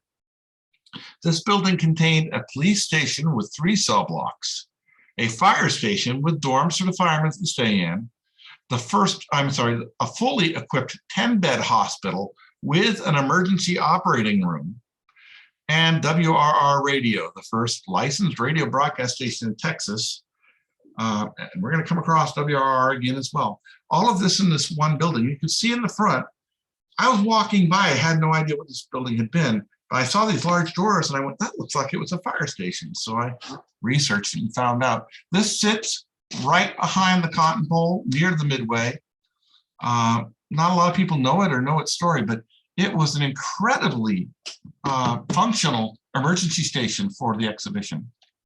I've never heard of an exhibition with a 10-bed hospital and emergency operating room before. Operating system, that's what computer science fascinates me. Now, again, I'm doing some various things all over that don't quite fit in. Just before you came to what's called the civic area, we'll get to that in a minute, there was this large mushroom where a man by the name of Tony Sard performed. Tony Sard was a very famous puppeteer for his time. He rose to fame and reached his peak of fame at the Century of Progress World's Fair in Chicago in 1933. And he later mostly left puppetry, became a designer, and created the official fair map for the 1939 New York World's Fair, and color fabric plans for World's Fair scarves for 39 and I believe 64. He was a marionette performer, and the description of his show was a gay puppet theater where dolls present Gilbert and Sullivan operettas and many other plays. So this was, I think, the last World's Fair that he performed in, but it was apparently a very popular exhibition. Another thing I was very surprised to find here was National Cash Register. Those of you who, like myself, who studied World's Fairs know that these appeared in both the 1933 and 39 World's Fairs. So this was sort of a midway stop between them.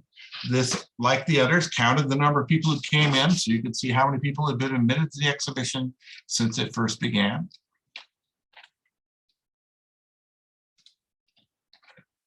Just on a side note, as you're wandering through the grounds, you come across these little things that are original to the Texas exhibition.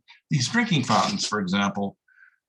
I don't know if I'd want to drink from them now, but they were original to the exhibition. George Dahl actually did not like these drinking fountains. He complained that they were too monumental, that they were not as functional, that they were too far off the sidewalk, and he wanted to have them redesigned, but he got a note back saying, excuse me, George, but it's February, no more changes. So they wouldn't let them change it. But you also see these wonderful Art Deco benches all along. Sometimes these will have drinking fountains along the back as well. These are scattered throughout the fairgrounds, and they're nice little reminders of what the place used to be. Just before we move into the civics area, one more building that unfortunately no longer exists was the largest private exhibit hall at the fair and an absolute Art Deco masterpiece. This was Ford's Pavilion. It was never designed to be permanent, so it was torn down. Again, I understand there are plans to rebuild it and make it a visitor center. I really hope that happens.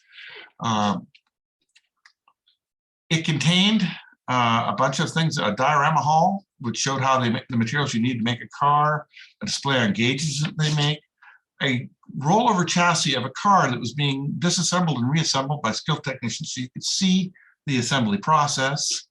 It actually had Henry Ford's first car, a Model A, displayed there. And they also offered concerts and, of course, lots of Ford cars on display. But if you'll notice, they also show the back side of this, and there's a reason. The whole exhibition exhibit wasn't inside the building. In back, they had an area for performances, but they also had something called the Roads of the Southwest. Now, this area of the park wraps around a large lagoon. So what Ford did was they built a road around the lagoon and then varied the surfaces of the road to match 9 different Southwest environs.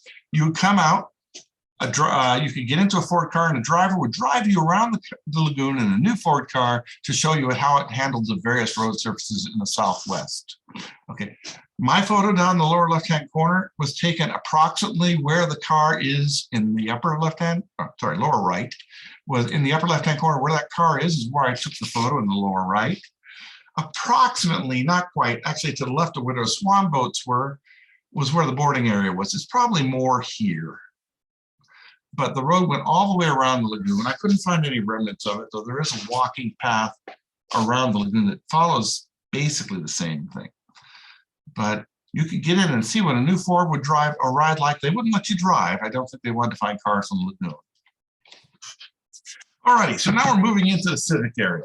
Civic areas was supposed to be a cultural area that remained with the entire fair park long after the exhibition closed. Semi-successful, but the buildings are all there. There's a small building there that looks like a pump house. That was originally the Christian Science Monitor building. They had exhibits on how they collected information and sifted out what information went into the newspapers and how they published that information. And it's just a small little building that's now an annex to another building here. And that would be this building.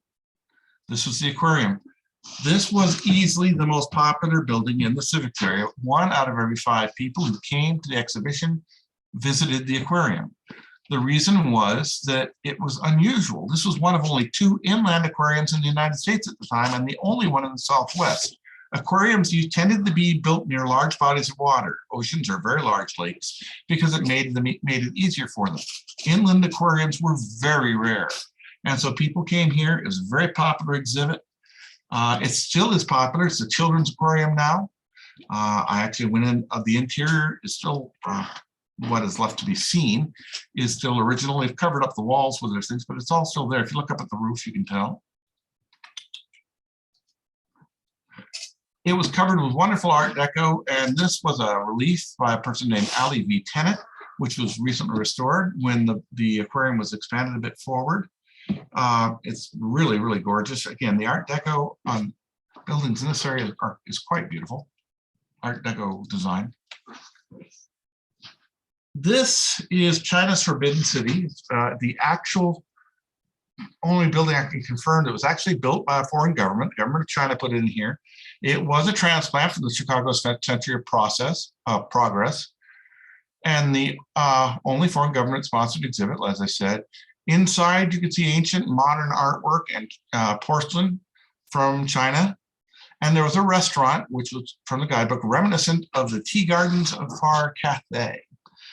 I haven't been able to find any pictures from inside here. I do know this building had a unique challenge, however. It sat at the far end of the lagoon, and where the restaurant was right near Ford's Highways of the Southwest. So every now and then a car would cruise by you, which kind of broke the mood.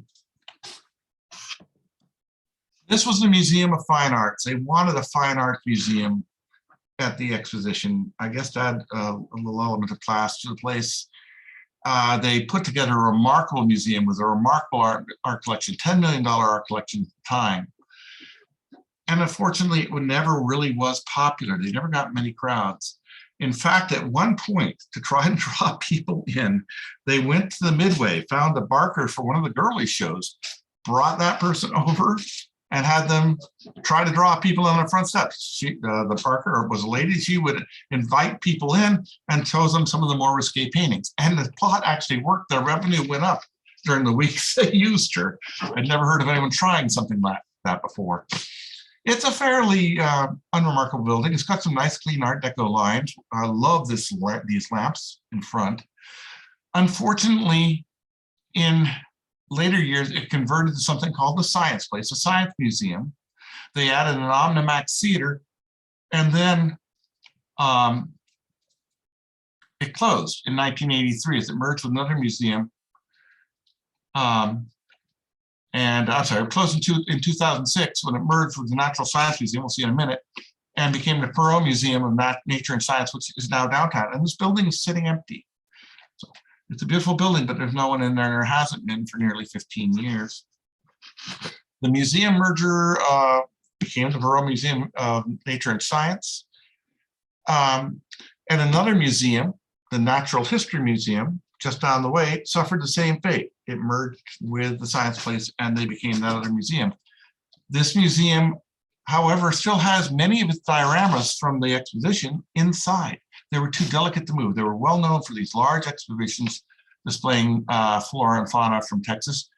And people remember them really clearly. They couldn't move them, so they're still in there. And there are ongoing attempts to try to reopen this building so people could see what's inside. A large band show was built. By the way, the reason the postcard seems long and skinny is many of my postcards have two things on them, so I'm cutting them in half. A large band show was built, and this hosted performances by all kinds of orchestras and bands. Cab Calloway had a very successful run here. Perhaps the most well-known performance at the theater was an all-black production of Macbeth, which was produced by Orson Welles.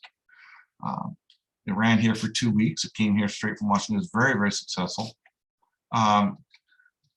It has been remodeled several times. It still hosts performances. It's in quite good shape. You can see the original ticket booth is still out there as well. Now, this building was confusing to me. I've looked it up. This was not the most popular pavilion at the exposition. This was the Horticulture Pavilion. It was supposed to contain native Texas flora and fauna, but apparently it didn't when the fair opened, and that drew, or the expo opened, that drew a lot of complaints. And later, the original reliefs that you see in the postcard there were removed and replaced. And so the reliefs on there now are not original. However, there's one thing about this building that really drew my interest. And in that the area behind it, it's now something called Texas Discovery Gardens. But during the exposition, it was the site of 4 model homes built for the fair. So people could come in and see model homes that they might, using technology, they might be interested in. And the neat thing is, one of them is still there. This was the Portland Cement model home. It's now in the middle of Texas Discovery Gardens, and it's used as the bride's house for weddings. Now, there was a private event going on that day. They wouldn't let me go inside. I don't think the bride would appreciate someone coming in suddenly taking a bunch of pictures. But I did get these pictures of this. It is protected as a National Historic Landmark now, so it can't be torn down. But it's one of 4 model homes. The other 3 are not here. However, 2 of them still exist elsewhere. This is a postcard I got from the Centennial Exposition of the Southern Pine House. It still exists. I'm not going to give the address here, but this is that building here in Dallas. Below was the Masonite Corporation's model home. It also has moved off-site and is now a private residence. Speaks a lot for these model homes that they're still serving as residences. But sadly, my favorite and the most Art Deco of all of them, the Contemporary House, has since been demolished, and you can't see it anymore. Another very unusual pavilion. This was the Hall of Domestic Sciences. And no one can really figure out what the heck was in this building. I've been trying to figure it out. I've read a lot of books. No one could really figure out what they used this building for. I'm sure it's documented somewhere, but I haven't been able to find it. Two of the books that I have can't figure out. The best I've read about it was it did not meet expectations. Okay, clearly did not meet the Art Deco plan of the fair. It's an attractive building, but it's sort of out of place. It's been used for a lot of things.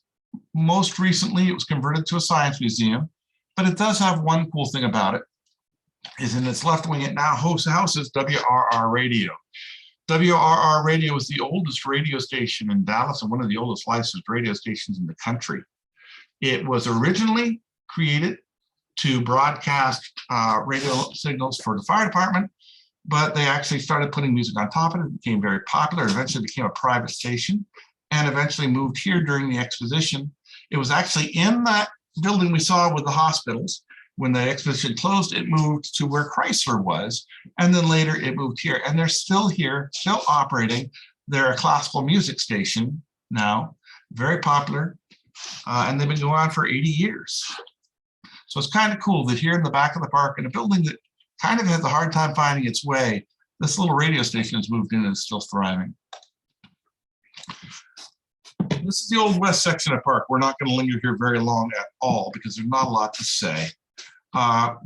In this section of the park, they did build a reproduction of the Jersey Lily with Judge Roy Bean, the law west of the Pecos.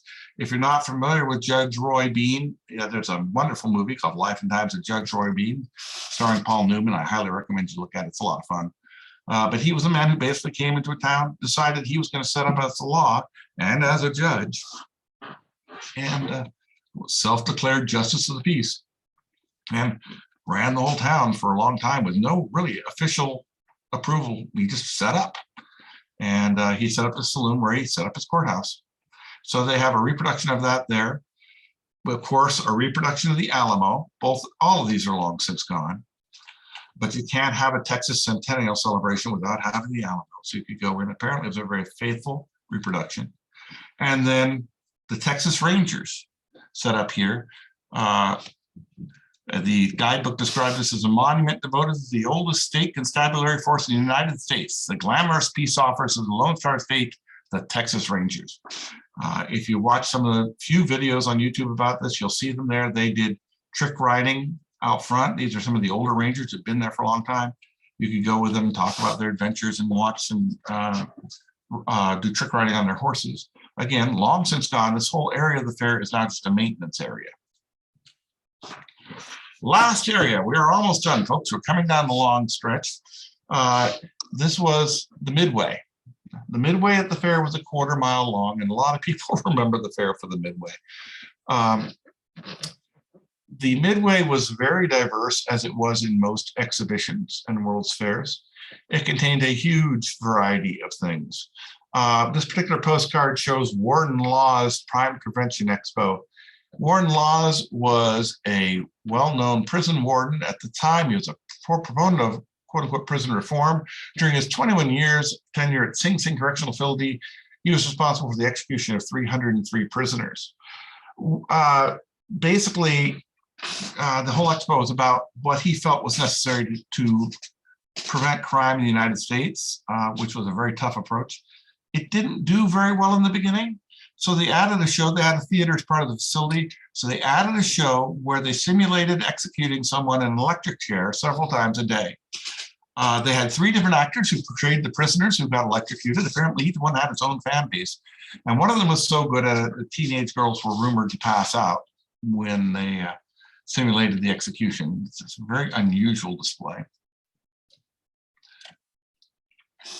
The big boat here, that is the streets of Paris. The streets of Paris and the streets of all nations were perhaps the 2 most notorious exhibitions at the fair. There was no lack of nudity at the Texas Centennial Exhibition at the Midway. Much of this, I think, was in direct response to the Frontier Exhibition in Fort Worth, where they'd loosened up drinking laws and laws regarding this sort of thing. So there were several more tasteful nude shows, and then there were several so-called peep shows you can see here as well. The peep shows, at least one of the exhibit halls, forbid anyone under 10 and over 70 from seeing the peep shows. His explanation was that the children under 10 wouldn't understand it, and the men over 70 wouldn't be able to stand it. Everyone else could go in and see these things. They were extremely popular. As you might expect, they upset the local church community quite a bit, and they would periodically send the police in to shut them down, which the police would do. They'd go in and close them down. Then the police would leave, and they would reopen immediately and keep going. The reason being was this was in the middle of the Depression, folks. These things made money, and anything that made money was going to continue. You just couldn't stop it. These two dancers are, well, Millie Carrane and her apple dance. If you look on the Texas Centennial highlights reel, they actually show her dancing with a giant apple, hiding the more challenging parts with the apple.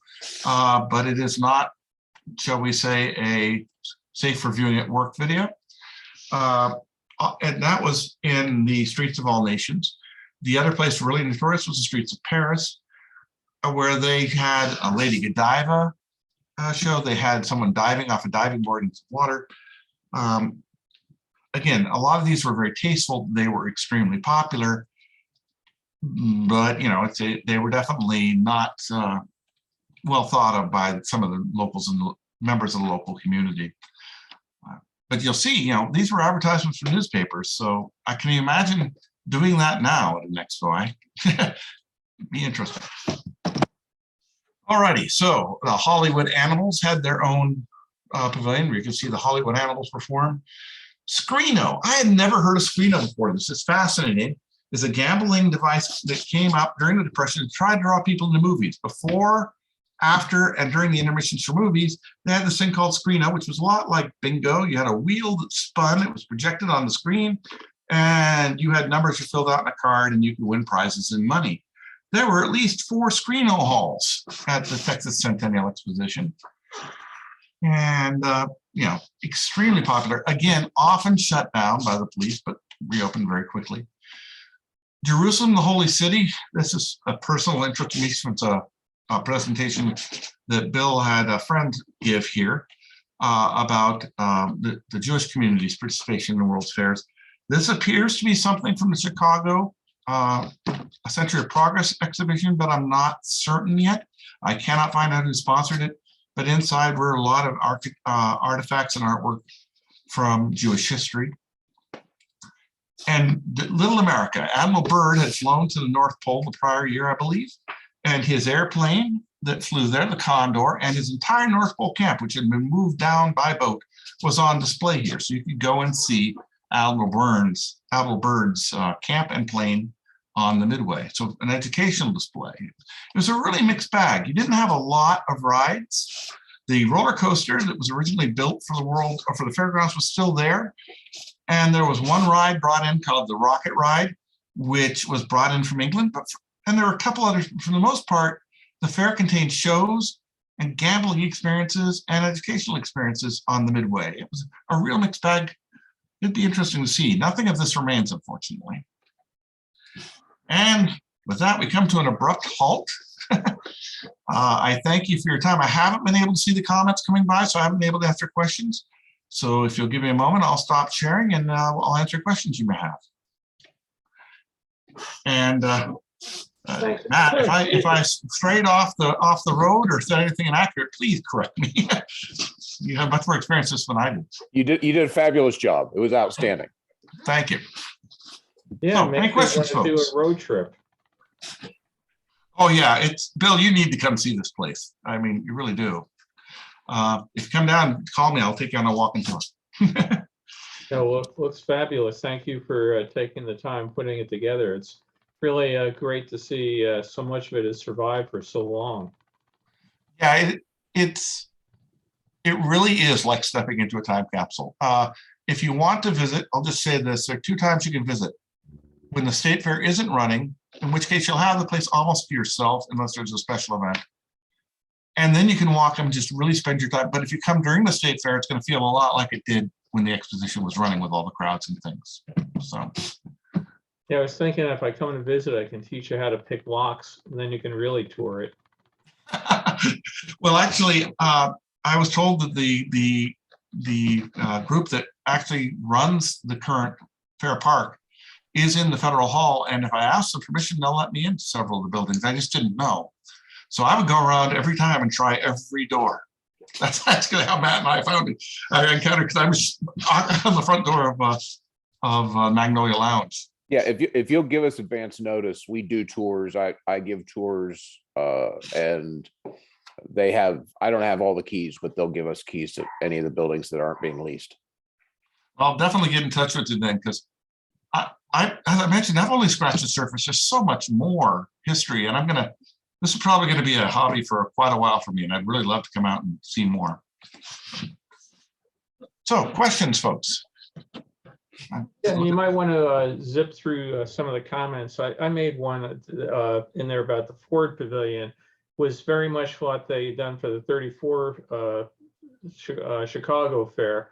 Again, they put you in a car, drove you around over a bunch of bumpy roads so you could see how well your brand new Ford would take the dirt or rutted roads, that sort of thing. So I guess if it works, continue to do it.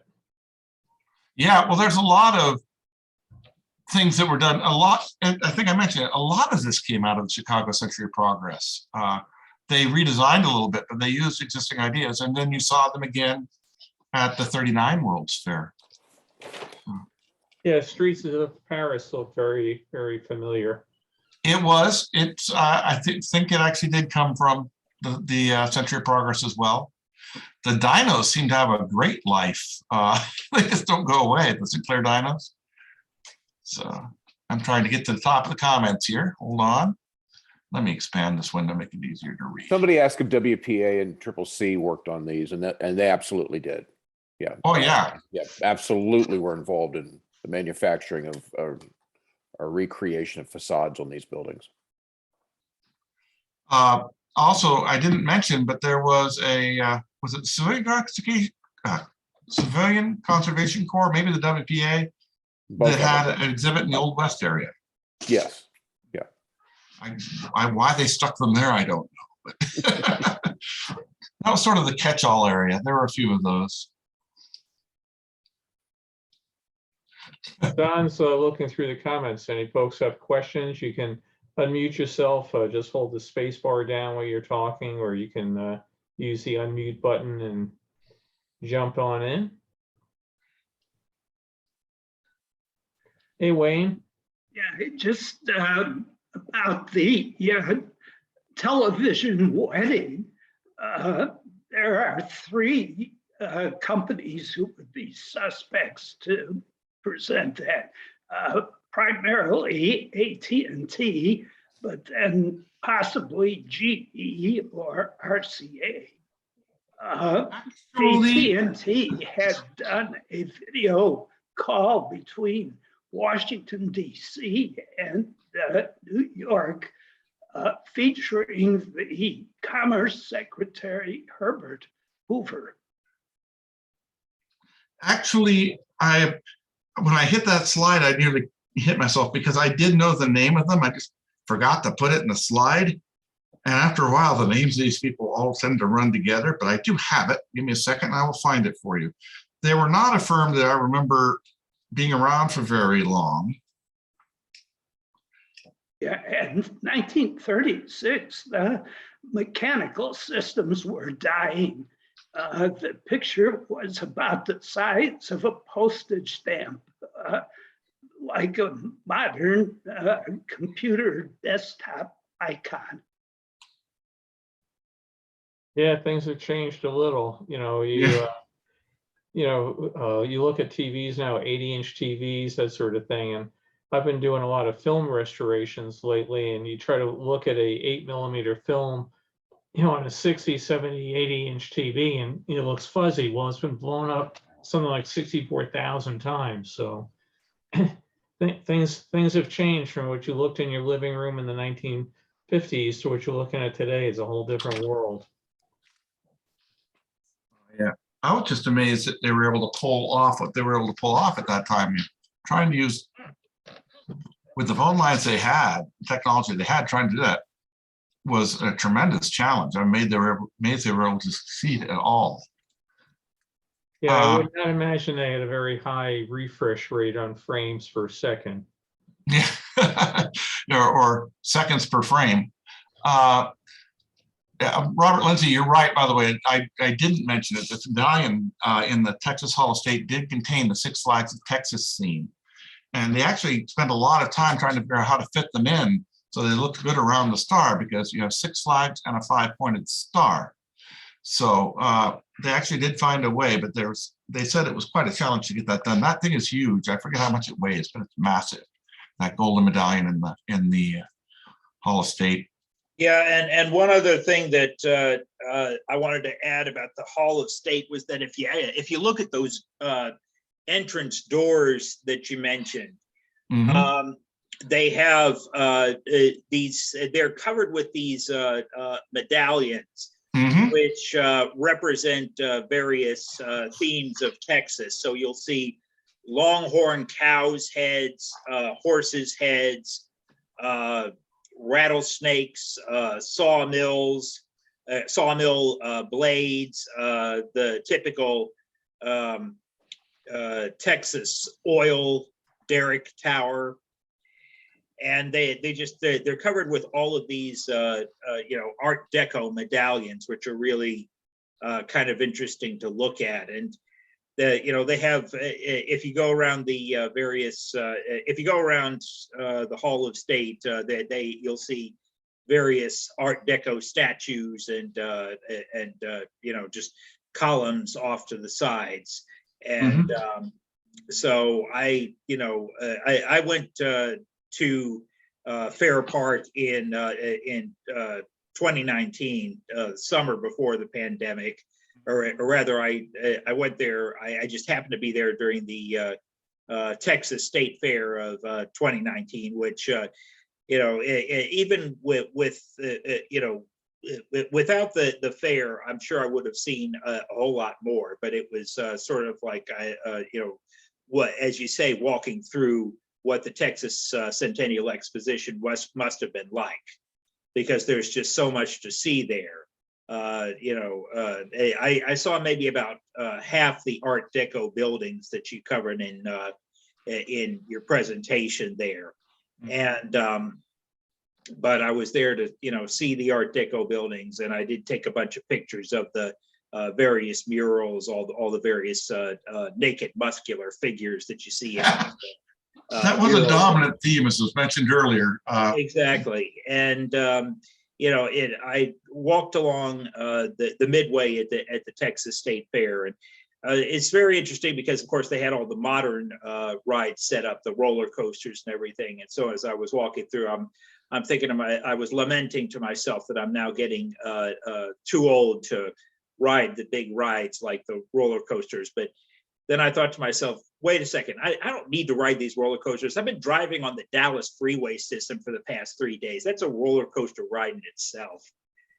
So, you mentioned quite a bit.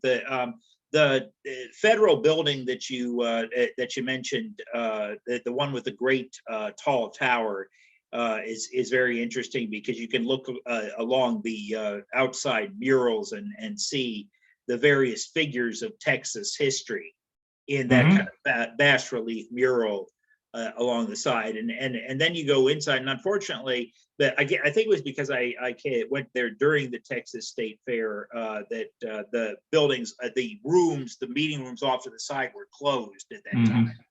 But if you walk in there and go straight ahead, you'll see the food court where they're serving all of these deep fried entities like deep fried butter and deep fried lemonade and deep fried peanut butter and jelly sandwiches, and just things that absolutely should not be deep fried. Oh yeah. But the one thing I wanted to ask you was, is the Fair Park Aquarium open again? Oh yes. Okay. I actually went in there a couple of times.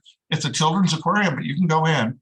The 2 museums that are not open at this time are the Fine Arts Museum and the Natural History Museum, but the aquarium is. You can go right in there.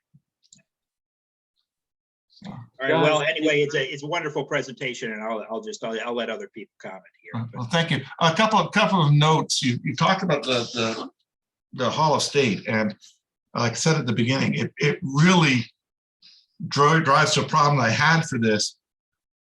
There are so many details like the ones you mentioned about the Hall of State. This book, if you can see it, by the way, Fair Park Deco, if you can get a copy, and Texas A&M Press still sells them for the original price, it's an outstanding book.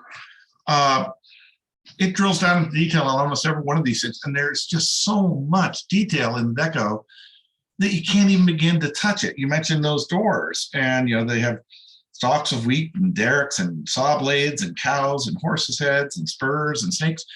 If you look down on the floor, there are exhibits of or little things like in the Hall of State, there's a rabbit and a rattlesnake and other Texas creatures just randomly laid about. You just have to look for them. I forgot to put in there some lanterns out front that have symbolize all the various uniforms that the soldiers who ever fought for Texas were wearing. So they have little things the soldiers are. There is so much detail that every single building here is an hour-long presentation. And so it's the deepest rabbit hole I've ever tripped across. And I haven't even begun to scratch the surface. I mean, this is just what I found by reading some books, looking on the internet, and talking to a few resources at the the Dallas Historical Society. Once you start hitting the university libraries and the collections, there's a ton more. So if you like getting into something deep, this is a subject for you. Anyway, whoops, I'm getting a lot of text. Let me quiet that. So someone asked, and I don't know the answer to this question, is Art Deco based in Egyptian origin? I understand that the style is somewhat similar, but I don't know the technical definition of Art Deco. I really should. I don't believe it's 100% based in that, but I don't know. So it reminds me of some of the German art from the 20s or 30s. I don't know if they call it Bauhaus style or something like that, but some very straight, angular, thrusting figures sort of thing. Mm-hmm.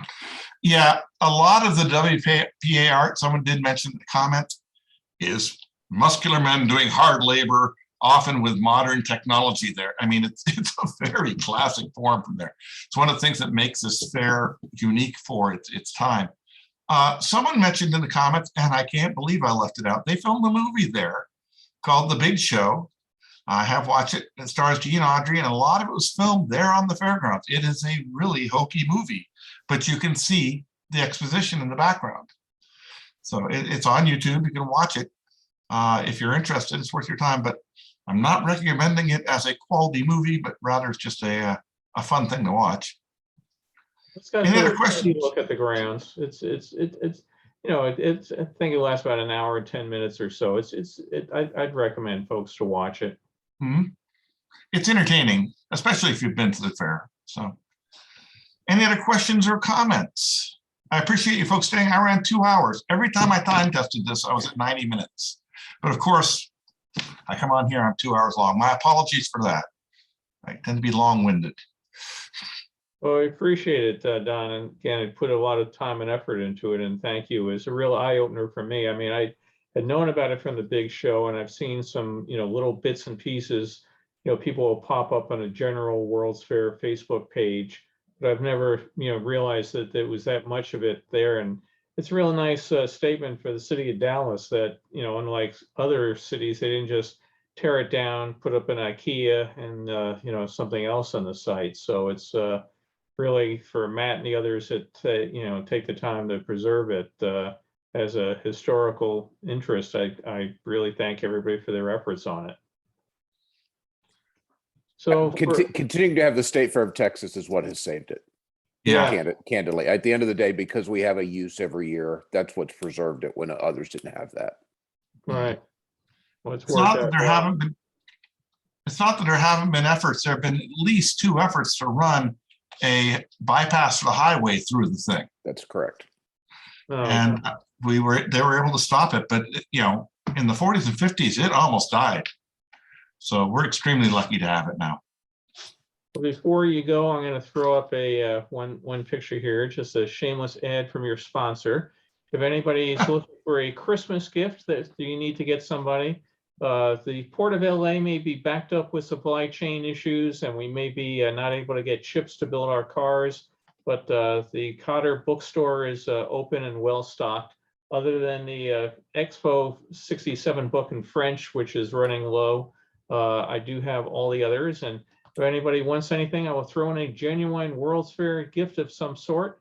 I will try to make it related to the book in question, but I cannot necessarily guarantee I can find some of anything. But again, a shameless plug, because frankly, I need to get some of this stuff out of my library. So Carol's going to make you take it away somewhere if you don't move it, huh? no, the trouble is you never know in advance how well any particular book is going to sell. And then the publisher, when they first come out, will give you some really good deals on ordering a bunch of them. And you find some of them sell like hotcakes. And the one that still sells most of all is the first 64 book, sells very, very well. Others, surprisingly, the Chicago 33 one didn't sell as well on the copies I bought, but when the publisher statements come in, people are still buying it on Amazon, so I'm happy. So I have some books like that I've had for 3-4 years. I'd like to move out because I'm always buying more stuff and I need the space. So it's more space need than income right now. Trust me, I sympathize between my Disney history and World's Fair histories and Route 66. I'm literally running out of bookcase space behind me. I've got to add another bookcase and I don't know where I'm going to do it.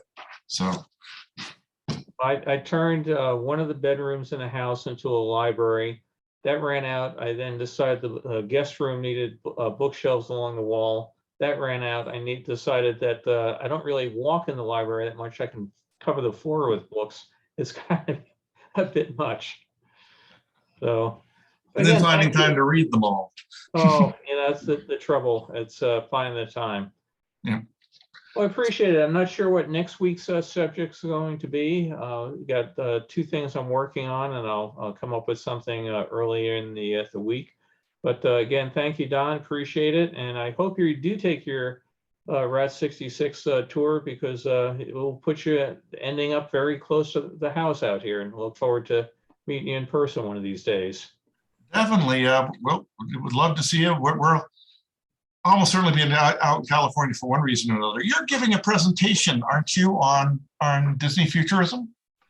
Yeah, I have 2 talks coming up in January at the Disney Family Museum.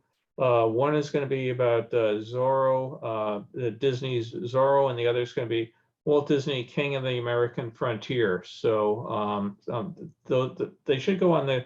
I just signed the contract and sent it in this week, so it should go on the Disney Museum website. One of them is going to be open to the public, which I think is going to be the King of the American Frontier. And then I think the Zorro one is going to be for Family Museum only. Okay. So I am going to do a talk. I've been trying to get one of my co-developers for which Disney and postmodern or mid-century architecture. And if I can't get him to do that, I may be doing that myself next week. So we've got a couple things coming. Well, Beth said you need to figure out which ones you have and order the remainder. Just buy one of everything, just to be on the safe side. So, no, I appreciate those that have already bought the books. I mean, it's definitely a labor of love. I'm never going to get rich off those things, but and Don, you ought to think about. I don't know. Does Arcadia have a 1936 book? They do. Let's see, this was very impressive. They have one that's been out of print for a while, which is not a good sign. Actually, the story behind this, it's called Fair Park. It's one of the classics, actually. It is out of print. It's a very good book. It doesn't cover everything I covered, but same problem, right? You can't. There may be room for another book. I don't know. The best books on the topic are in my reference text that I sent out there. Interesting story about this book is I couldn't find it. It was out of print. I finally went to a company called Abe Books, which is a great place to find old books. They had a copy for just twice the original price, which was very nice. I got back a pristine, perfect condition, autographed copy of the book. like the autographs right there. So I was just amazed. Wrong side. There we go. Yeah. But yeah, that's the one from Arcadia, and it's about 12, 13 years old. There are only 3 books on the topic out there, and I really think there might be another room for another one. I'll have to see. Is that really an Arcadia book? It doesn't look like any of theirs. I was surprised too, but ArcadiaPublishing.com right here on the back. Yeah, It's just not the ones that you publish under. Was it called the Experiencing America series or something like that? Yeah, they're a different format, but they also do some of the larger ones too. Or maybe they just changed out since this was published. But there's some beautiful photos in here and some really nice history. This also covers a lot of the prehistory. The story of the battle between Fort Worth and Dallas is just a hoot. It was the things they threw back and forth. The things I never actually talked much about how Fair Park responded. At one point, they actually loosened the prostitution laws in Dallas to try to compete with Fair Park, and they were handing out permits for women, so so they could get some form of control on it, so that they could try to bring more people over. It's that's just a hilarious story. I'm sure they did that so they could tax them. Yeah, probably. Brent Make had a little profit. Hand up, so go ahead, Brent. You're muted, sir. I think the space bar should do it. Okay. There you go. Book called American Art Deco by Tom Breeze. And I just looked in the index, and not surprisingly, they have a section on the Centennial Exposition. And here you see it is the statue of the birth of Venus with cactus. Yep. Yep. That was a strange choice. Yeah, any book on deco, literally almost any book on deco, you're going to see a section on this fair because it is actually the largest single collection in one place of Art Deco architecture in the United States, possibly the world. And so it will always be mentioned in a book on Art Deco. I was just thinking, I'd hate to be the artist model who had to pose for that sculpture. Can you imagine having to stand nude in the middle of a cactus? I'm sure they added the cactus after they sculpted the figure of the I was going to say that was added in post-production, I'm sure. Brent, could you please hold up that book once again and talk? What's the name of it again? It's American Art Deco. Hold it up, please. This is the dust jacket. It shows a design of looks like a bronze or brass screen. Let me see if I can find some more information in here. You know the author? Carla Breeze. That's breeze as in, wind going by. W.W. Norton and Company. It says American Art Deco, Architecture and Regionalism. Here is the inside title page. Amazon has it apparently, $58. Good. Yeah, ABE or A Books is a great source of these things. Copyright 2003. I'm here real quick, but I saw Tom Brooks said the sign said 45 minutes from Dallas to Fort Worth. How is it now? If it's anything like LA traffic, it will be 2 hours. It's not so bad. I haven't lived up there in a while. Matt, what do you think?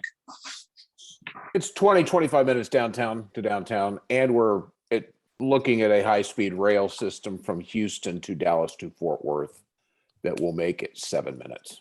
Oh, wow. Interesting note on that. Yeah, so many rabbit holes. So many. Between here and Dallas, in a town called Salado, Texas, there is a restaurant called the Stagecoach Inn. It's actually in there. It was built to take advantage of the traffic heading from Dallas to the Centennial Exposition. So this thing had a huge amount of influence. I mean, oh, good heaven, never did mention, they wanted 10 million people to attend this fair. How did I leave this out? They didn't get it because of the heat. I mean, the heat was punishing.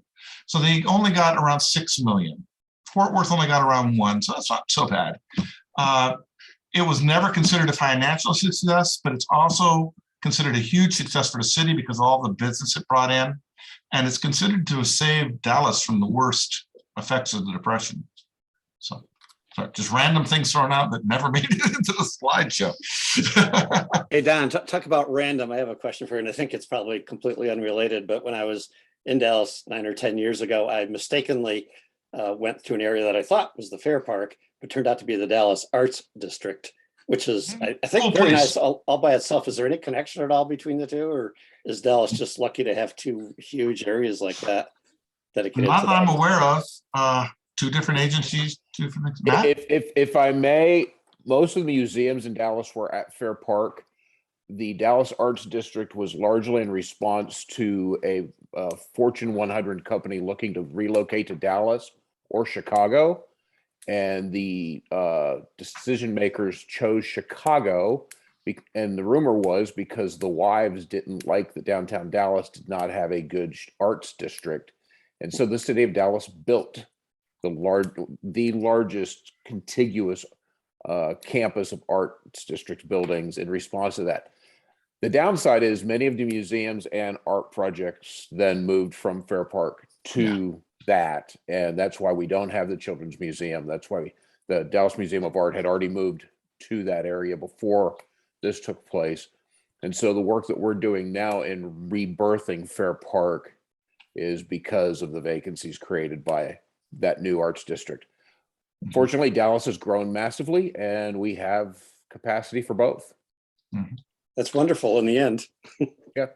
And that's such a beautiful area. I mean, all the Art Deco things along the Esplanade, you get to that area around the lagoon, it's so peaceful, green and shady, and it's just a gorgeous area. I'd love to see those buildings be occupied again. One thing you didn't mention, I do feel is important because you did mention you could spend days in the Hall of State, the intricacies, the details of that, both because of how it was built and the detail in that building. When it opened, it was the most expensive per square foot building in the United States. And you'll see it when you get there. It is incredibly detailed.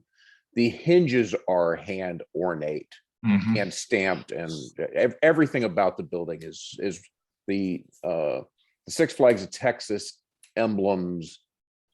You can't find them all. It's really Disney-esque in that you see these hidden features throughout. It really is. What you can do if you have government money behind you, right? That's right. Unlimited budget and 5 of the best architects in the world brought together to build a building, which is also why it wasn't built when everything that George was building. One architect. Here we had 5 for that one building. But, and one other note, I didn't bring it up because it's modern. Also in that building is a hall dedicated to Tom Landry, and his Super Bowl rings and his Super Bowl trophies are in there. So if you like modern history, it's in there too. But anything you like is in that building. Amazing building. I could spend a lifetime in there. Anyway, sorry, Bill, what were you saying?